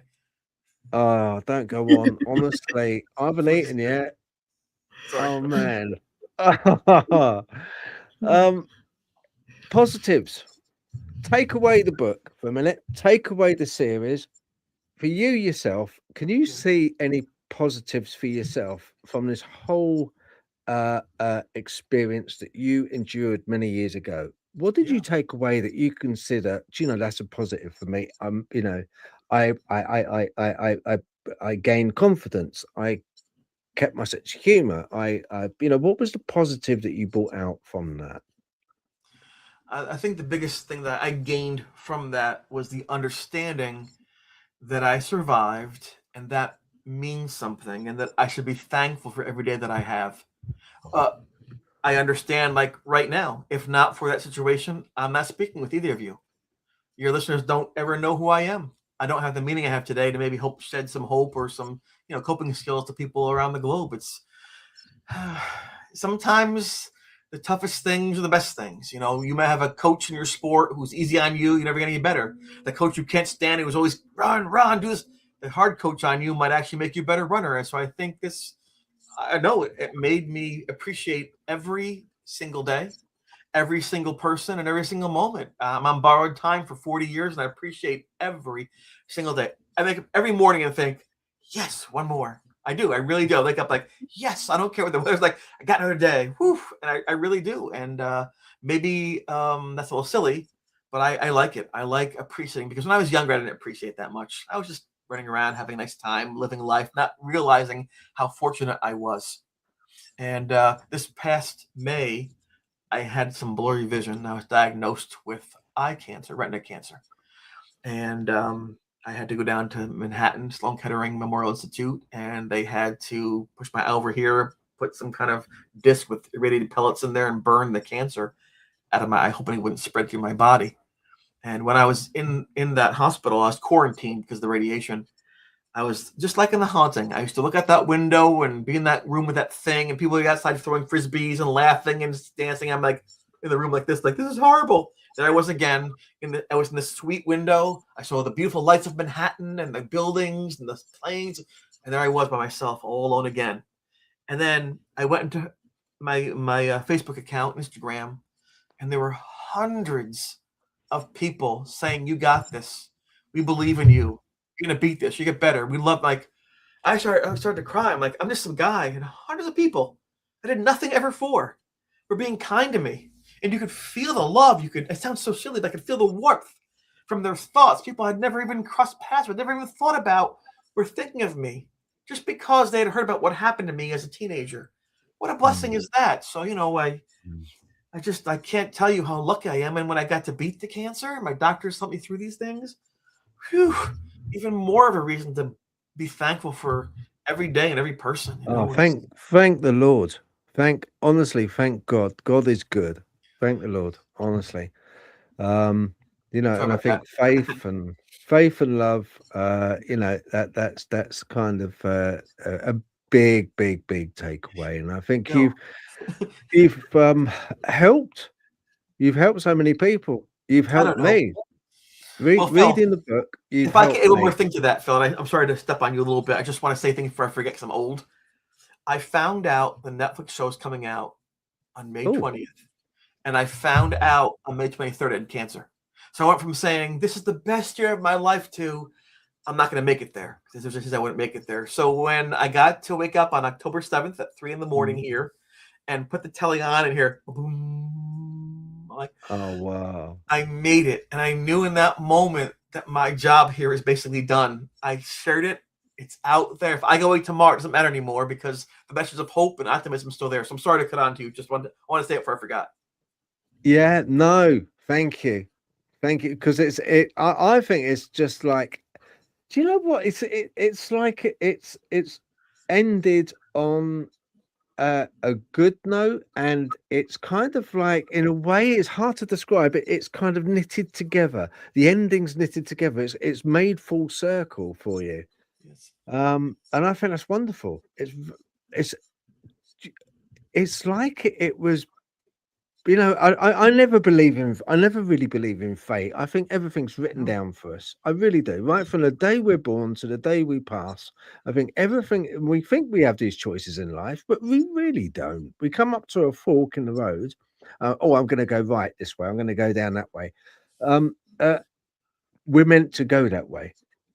And I think that you were meant to go through this. And I think you were meant to go through this to share with people and to give people hope. Look, you can make it. It's not so much concentrating on the entity. It's not so much concentrating on the ghost. It's the faith, and it's your courage getting through, which has inspired so many people. Because look at you, still laughing, man. You still got a great sense of humor. If it has affected you, which it must have done, you're keeping that in check. I don't think it'll ever leave you. No. You'll always remember it. It'll always be there. A part of you will always have that. But you're keeping it in check and you're getting on and you're sharing. The whole thing is really you, not the entity. It's you, because you've dealt with it. You've coped with it, you got over it, and you've gotten on with your life. And I think that's a wonderful story. Thank you. I appreciate that. All right, it's no problem. Right, let's have a look. Have you got any questions, Nat? No. I've just really enjoyed speaking with you, Chris. It's like this is the poster that was on the wall that Jeff showed me to go see the Warren speak that night. Oh wow! Was that the original? Wow. That's well. This is from the same print.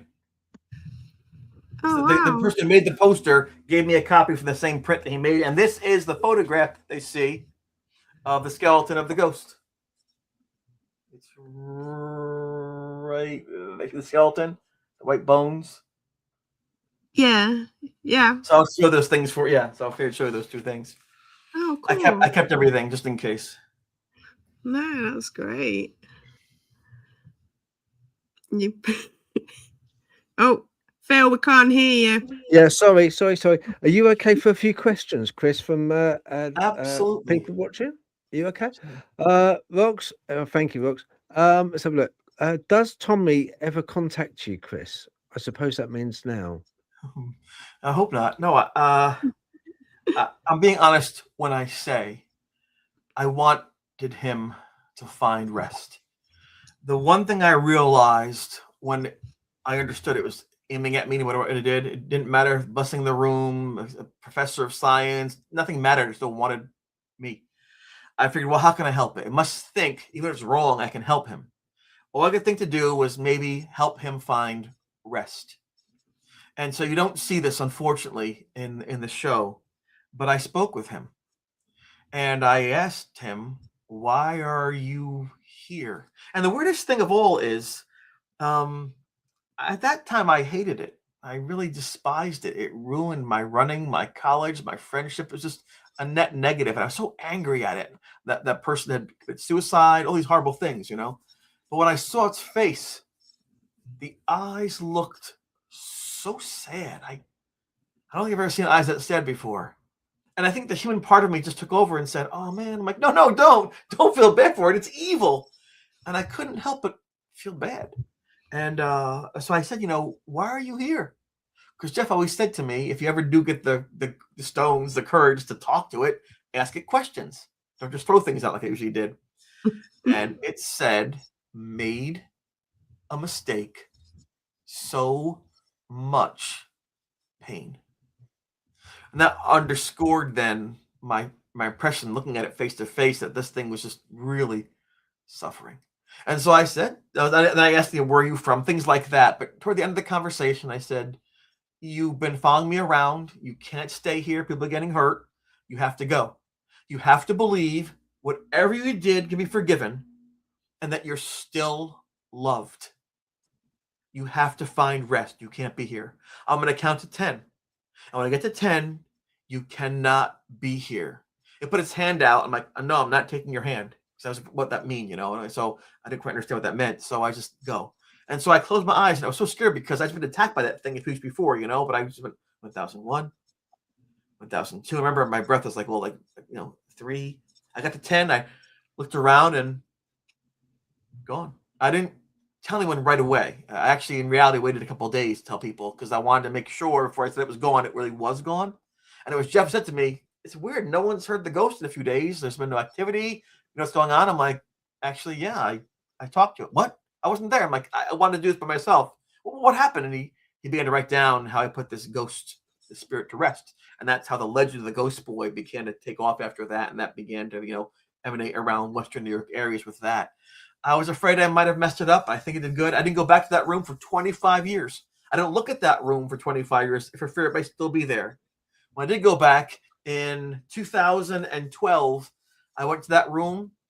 It was so small, so safe, so quiet, and he wasn't there. So I feel confident that I did my part in helping him hopefully find some peace, if not rest. And that's my hope. I have not seen him in decades. I haven't heard from him in decades, but I want it that way. I mean, it'd be kind of cool to say, look over here, come on to the TV show. That'd make all the papers, right?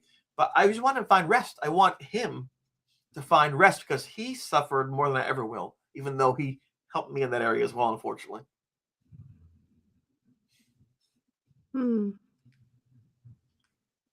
Thank you, Chris. Have we got any other questions? Let's have a look.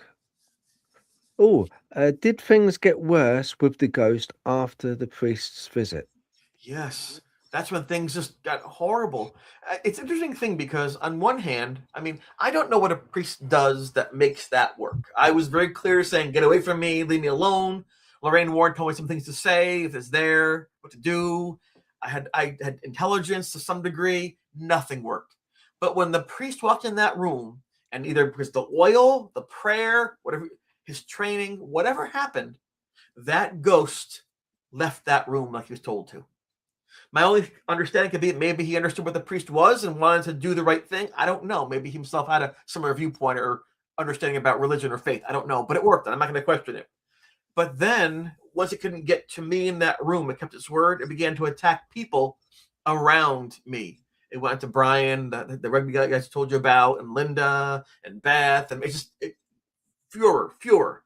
I think it finally found after hundreds of years someone who can help him maybe. And what I do, get lost, go away. You know, I think if you put your hopes on a person and they don't come through for you, it hurts. It could be a sports team, could be a politician, could be a girlfriend or boyfriend. When you invest in something so much and they say, no thanks, you're like, what? Are you serious? And I think that times 1,000-fold with all the years and things like that. And I think for the first time, I'm speculating, it found someone who could recognize it and help it. And by not knowing what I was doing, I kind of pushed it away and it refused to go. It refused. And I think that's what caused the pain and the anger, and it's unfortunate. There's a cause and effect where someone says or does something and you don't know the effect you have on somebody who's listening or watching down the road. I mean, a quick funny thing. When I was a young child, my dad would smoke a pipe and he would open the window so that the smoke would go out of the car, not on me, a little car seat in the back, a little 3-year-old kid. One particular night, it was evening and the window was open and my mother turned to my father and said, close the window. A draft got the baby. A draft. This is a giraffe. I'm like, giraffe? I saw the tree legs and things. I'm like, there's a giraffe out there? And then he closed the window. I'm like, my dad must hate me. The giraffe's going to eat me. So a year later, we're going to Montreal, Canada. It's 4 a.m. I'm like in the car, like watching. He's like, go to sleep. Like, I can't. Go to sleep. Like, why not? He goes, I said, the giraffe. The giraffe? What are you talking about? The giraffe outside the car. There's no giraffes in Canada. He goes, what are you talking about? So he says, talk to him. So, Mom, what are you talking about? You said to Dad, how's our giraffe gets on me? He says, it's a draft. It's wind. Oh. Oh, man. Sometimes understandings, you think and you don't. Like with the Warrens, I was very upset and embarrassed. She would shake my hand. I was very upset. I got tossed off the stage. And years later, I find out what that's about. So sometimes you think and sometimes you just don't. Yeah. Thank you, Chris. Do we have any other questions, please, Roxy? Was the ghost entering or manipulating your dreams? Yes. Oh, Absolutely. interesting. Absolutely. Yeah. That's tough because some people talk about sleep paralysis, where you believe you're maybe suffering under some kind of attack or awake, but it's actually your mind being half awake and half asleep, those type of things. In fact, Jeff claimed a couple of times to have experienced sleep paralysis when he moved into the room after Paul had left. I never have. But the thing was that when you don't sleep for a long period of time and you're not eating properly and you're emotional, it's hard to get kind of blurry in terms of your understanding of things around you, kind of blurs. So I didn't know if I was dreaming or awake when things would happen. And the scene in, I think it's episode 2, where I'm pulled through the wall into the forest like that, I'm screaming. That's based on a real situation where I wasn't in my room anymore because I was scared to go. This is right before the busting happened. And I was on their floor. And I had this dream that the thing is pulling me through the wall. And I woke up screaming like, ah, ah, ah. As I thought I was. I said, I'm sorry, I'm screaming. You weren't screaming. I was just screaming? You weren't screaming. Go to sleep. I'm like, okay. Happened again. Same dream. Ah, okay, you're screaming now. Stop screaming. I'm like, I can't tell what I'm doing. I can't tell if I'm awake or sleep. It was horrifying, but it felt so real. And then ironically, where it was pulling me to, through that wall, I found it years later, was where the tree was, that area. So I didn't even, as people say, maybe you thought about that subconsciously. I didn't even know that tree would matter. It's just looking back, that thing was just so intelligent. It was so organized. It was so persistent and much smarter than I was. Right. Do you know when you go to sleep, do you get restless legs, Chris? I know Yeah, I'm a runner. I'm a runner. I'm always. Yeah, I was gonna say, yeah, but runner, because like, did you have to work? Because it must be difficult being you were more of a long distance runner, really, Yes. weren't you? Yes. So did you have to work also though on your quick quick twitch muscle groups as well, for acceleration, instant acceleration? Was it hard trying to get a balance between the two muscle groups? I like where you're going with this because that's science. I like it, and that art of running and slow twitch specialist muscles and training. I love this. This is my wheelhouse. All right, so everybody has a certain natural makeup structure, and then you try to maximize what your potential is by doing certain things. I have what's called mostly slow twitch muscles. Doesn't mean it's slow in terms of running fast, just not the speed ones. And so I found that I could run for 20 miles when I was 13 and not stop. Whoa. And I found that you don't have to go that fast if you keep going because everyone else stops around you. So I figured around 8-9 miles, no one can run as fast as I can for that long. So you don't have to run a 3:45 mile to win the marathon. You can run a 4:40 mile to win the marathon.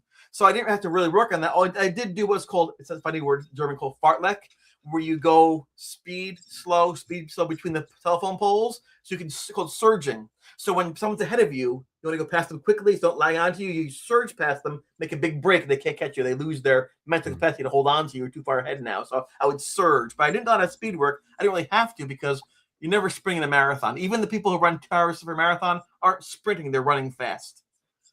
You know. And there are some kids who could blow my doors off at the quarter mile, at the 800 meters. They blow my door off, but the further we went, they start to get tired, and I'd be like, "Hey, what's up? Just keep going." Yeah. So it's a gift that my dad proved to me by using the stick, by chasing me. That he talks about the stick in the show. I didn't like to run. I like to read books. And one day he came home and said, "New rule in the house: you don't run, you don't eat." I'm like, "What? What does that mean?" I can run. So every day we'd run 2 miles, and I hated it. It's too hot. It's too cold. I'm too tired. Yeah. One day I lied to him, and I said, my left knee hurts. Hit the wrong knee. He's like, "Are you lying to me?" I'm like, "No."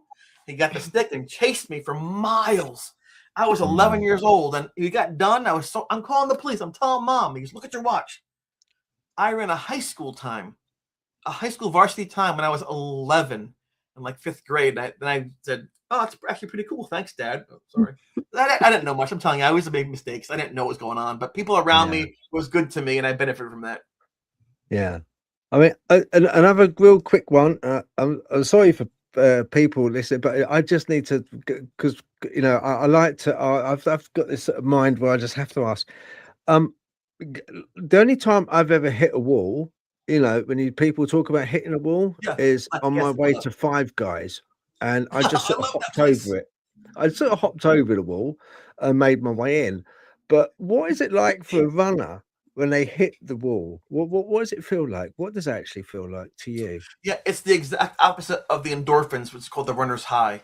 The runner's high is when you kind of like you kick in, and all of a sudden everything feels good. You're like, you don't even feel your feet. There have been times where I've been running. I was running so fast and so happily, I didn't realize I'd gone 2 miles. I'm like, whoa, I just feel like you're floating, like no effort. The opposite is when you have lactic acid buildup in your legs. You're breaking down the muscles as you're running the marathon, and your muscles have no strength. They feel like they're dead weights. It feels as though someone has strapped 20-pound barbells on each of your knees. And even though you want to move, your legs cannot move that extreme effort to the point that you have to slow down and walk. You can stretch out your legs and get the acid out that way. You can drink some water intake. But once you hit the wall, it's hard to get back to where you were before. So I always tell you to hydrate before you're thirsty. As long as you're hydrating, lactic acid can escape your system through your sweat. If you don't hydrate, it just builds up. It has to build up in your system, and you can't get it out, and you have to then walk, and it really hurts. Most human beings who are in shape happen on the 20-mile mark. It's around 32, 33 kilometers it happens. It's just a natural function. It's kind of like with aging. Your body can get stronger and faster until your mid-30s, just naturally if you work out. Once you're around 36, 37, you lose efficiency. That's why you don't see people winning Olympics when they're 55 years old. You lose 1%, 2% on your speed, your strength. That's why you have masters runners who go a little slower. Then you just try to maintain over time. It's science. Okay. No, I just wondered, that's all, because I know when I used to work out a little bit, I mean, many moons ago now, Chris, I used to suffer a lot with a lot of resistance training with DOMS, deep onset of muscle soreness, a lot, because the lactic acid, as you say, it just like comes out, it's like poison, really. It comes out the muscle groups, and it's like you have to hydrate. You got to hydrate. Yeah. All right, thank you for that. Sure. Where was I? Oh yeah, Edwin, have we got any more questions, please? Oh, right. Do you think it will ever return to your life or start haunting someone you know? If that happens, and it could, right? I'd be very sad. I'd be sad mostly for him because he hasn't found rest. And I really think he needed that. I really think he needed to absolve himself of the pain and the guilt. It was his actions that led to the death of not only himself, but also the soldier Parker. I mean, he was advised by his Native American scout not to go ahead. He didn't take the heed. He went ahead anyway. There was a scuffle. People got killed. It was his fault. Made a mistake.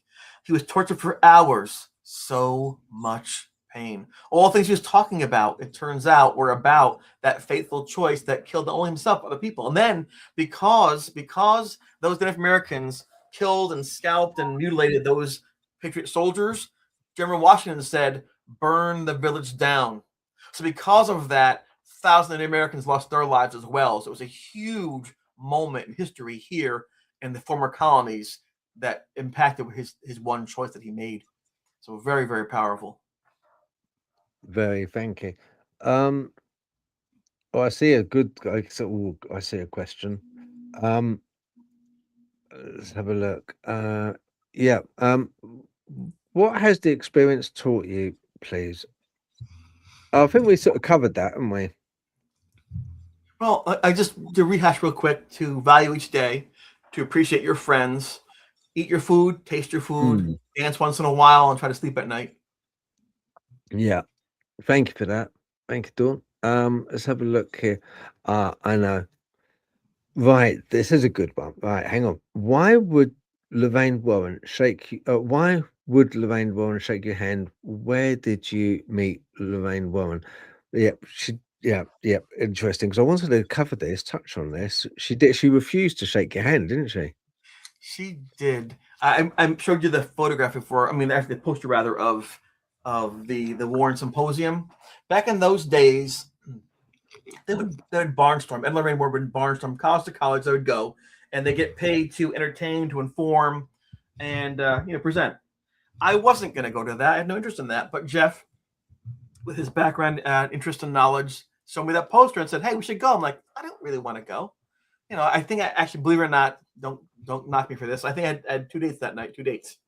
And then Jeff said the magic words. He said, "It's free. When you're in college, it's free. You do it." And so I went with him because it was free. And we got to the auditorium. It was packed. I didn't know really who they were, but they must have been famous because there were people just waiting to get in. It was crazy. And then they walked on stage. Lorraine was glamorous. She was elegant. She was well-spoken. I always mentioned her back was like perfectly straight, like the 1940s movie stars. And when she spoke, you knew she believed what she was saying.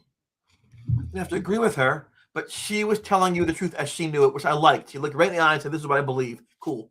And Ed was just a strong personality, like a carnival barker. "Ladies and gentlemen, we were in England last year." So it was a good show. I mean, I love Star Trek and Galaxy Quest, like Stranger Things. I like all those shows, but they're not real. And so I said, let's go to the show and just have fun with it.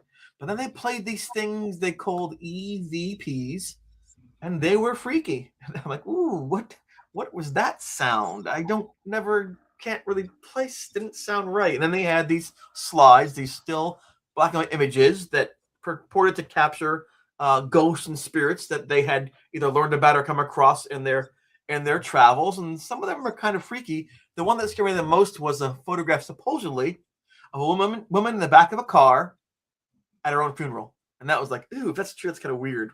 And so, I just thought that's pretty weird. And I turned to Jeff and said, I could never do that. There's no way I could ever get in front of people and talk about ghosts. That's never going to happen.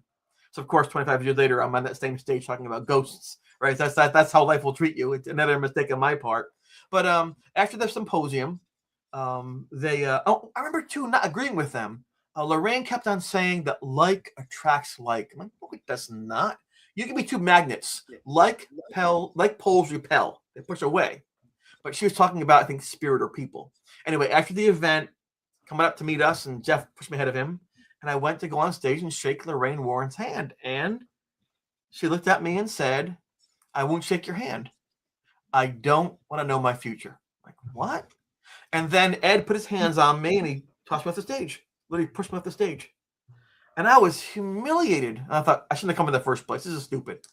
Afterwards, they're going to go on an investigation, a ghost hunt throughout the campus. And I've talked to people who were there that night who went with them on these investigations. Pretty cool stuff happened.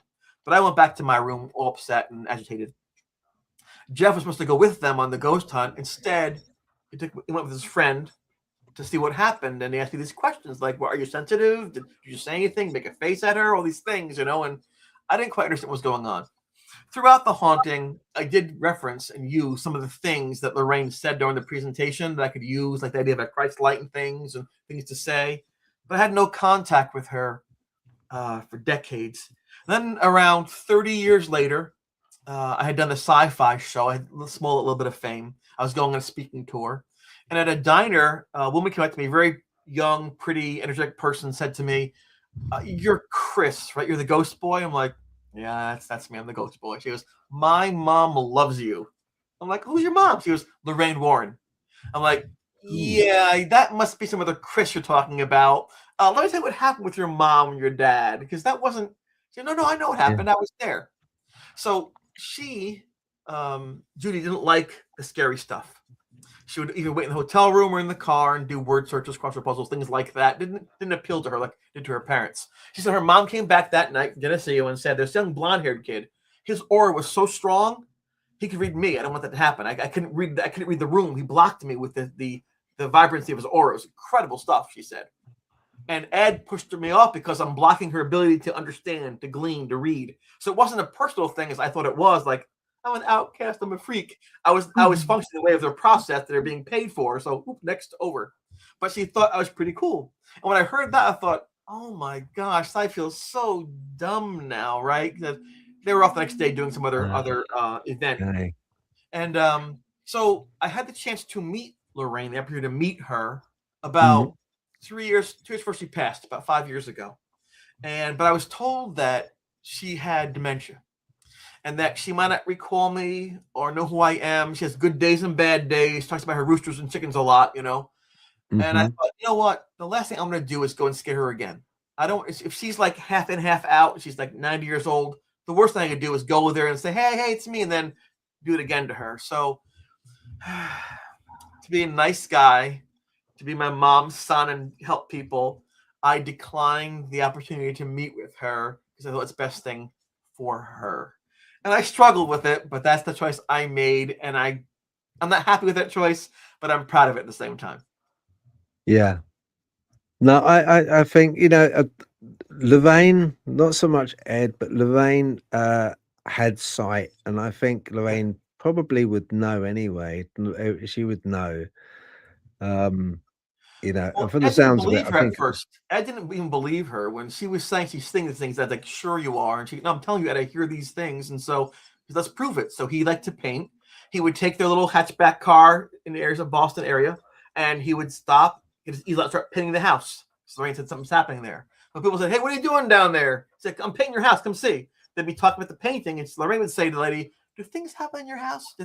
Yes. And Ed couldn't believe it. Every house that Lorraine pointed that he painted has something going on as he began to believe her that she had this gift. So he had to be converted to what she was doing. He was skeptical at first. He learned to trust in her abilities by that. They started talking at middle schools, $50 for a night, a little small scale. They kept doing it, and they became really the brand name, if you put it that way, of the paranormal for many decades. So even he was like, nah. Then he converted him to saying, I believe something's happening there. Cool stuff. Yeah. No, that's it. No, it's did they when they were having their when they were on stage, how did was Lorraine scoping? Was she scoping the audience? Could you feel that she maybe? I can feel that. Yes. Yeah, that was weird. You usually go to a rock concert, they're playing their guitars, looking in the sky and stuff, and performing. She would just look. I mean, in fact, that's why I responded. She said, looked right at me. She said, like attracts like. I'm like, no, it doesn't. What's looking at me for? I felt a very personal reaction. Like she's looking right at me. I'm like, ooh, it was bizarre. But I'm telling you, I know for a fact what she said, she believed. And you can argue for 50 hours straight. Was she right? Was she wrong? Was she accurate? But I'm telling you, for her, it wasn't a con job. It was not a con. This is what she believed. And when you talk with someone who tells you the truth as they see it, it's better. You disagree with them, at least you know they're being honest with you, and that means respect. So I liked that.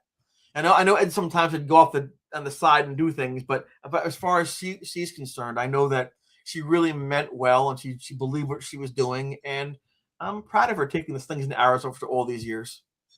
Yeah. No, I think she was a lovely woman. I think they were both good in their own right. But Lorraine, yeah, I've got a face-off spot for her. I think she was a lovely woman. Right then, have we got any other questions? One left. Let's have a look. Oh, this is a bit of a funny one. Have you or would you ever shower in the dark since your shower incident, and did it give you a fear of showering? I mean, I wouldn't shower in the dark. Well, if I shower in the dark, I can't make my money. Yeah. No, I want to see what's around me at all times. When you go in the shower and the word goes over your head, you can't hear things. You can't. That's also terrifying to me. When I was attacked, I couldn't hear things. I couldn't see things, and you've got no weapons on you. It's like you have nothing to fight with. So it's like it's the most vulnerable I think you can be. I still sleep with light on every night. It's been 40 years. The light stays on. Now, Lorraine said, don't do that. Lorraine said when somebody in the room turn the power off, and they can't feed off of that. They can't be as strong, manifest themselves. That's why lights will flicker and things. But I can't help it. Just impulse. Every night the light is on. Every night. In the daytime, I'm fine. At nighttime, the memories come back because I think to myself, oh, don't be ridiculous. 40 years. Not going to happen again. Then I tell myself, well, it happened once, out of the blue. Happens one time. Then in theory, it can happen a second time. That's called, I think, PTSD. You wouldn't know it unless you're with me at night and I'm like, but it's just, hey, it's a small price to pay for being here today. No, that's brilliant. Listen, I so appreciate. I could spend another hour chatting with you, Chris.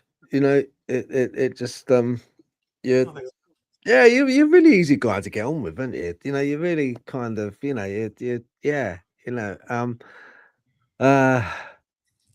yeah, I like spending time with you. You're a really nice guest. I appreciate you coming on. I really do. We're coming up to 2 hours, 11 minutes. If you don't mind staying on just when I close down, just stay on for a little while. I'm gonna call time on this. Are you okay with that, Nat? Yeah. No, okay, thank you, then. Chris, for talking with us.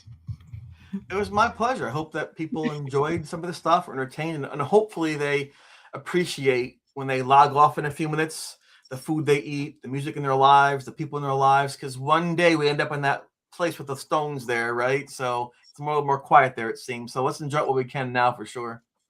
Yeah, and remember, look, you won't regret it. You really won't regret it. The link for it is in the description for Amazon, but obviously you can get it other places as well.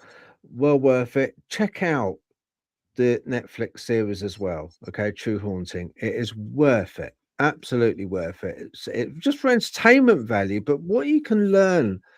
This is the gift that keeps on giving, because it's very rare that you get an experience that Chris has gone through where he's come out the other side and he's still got it.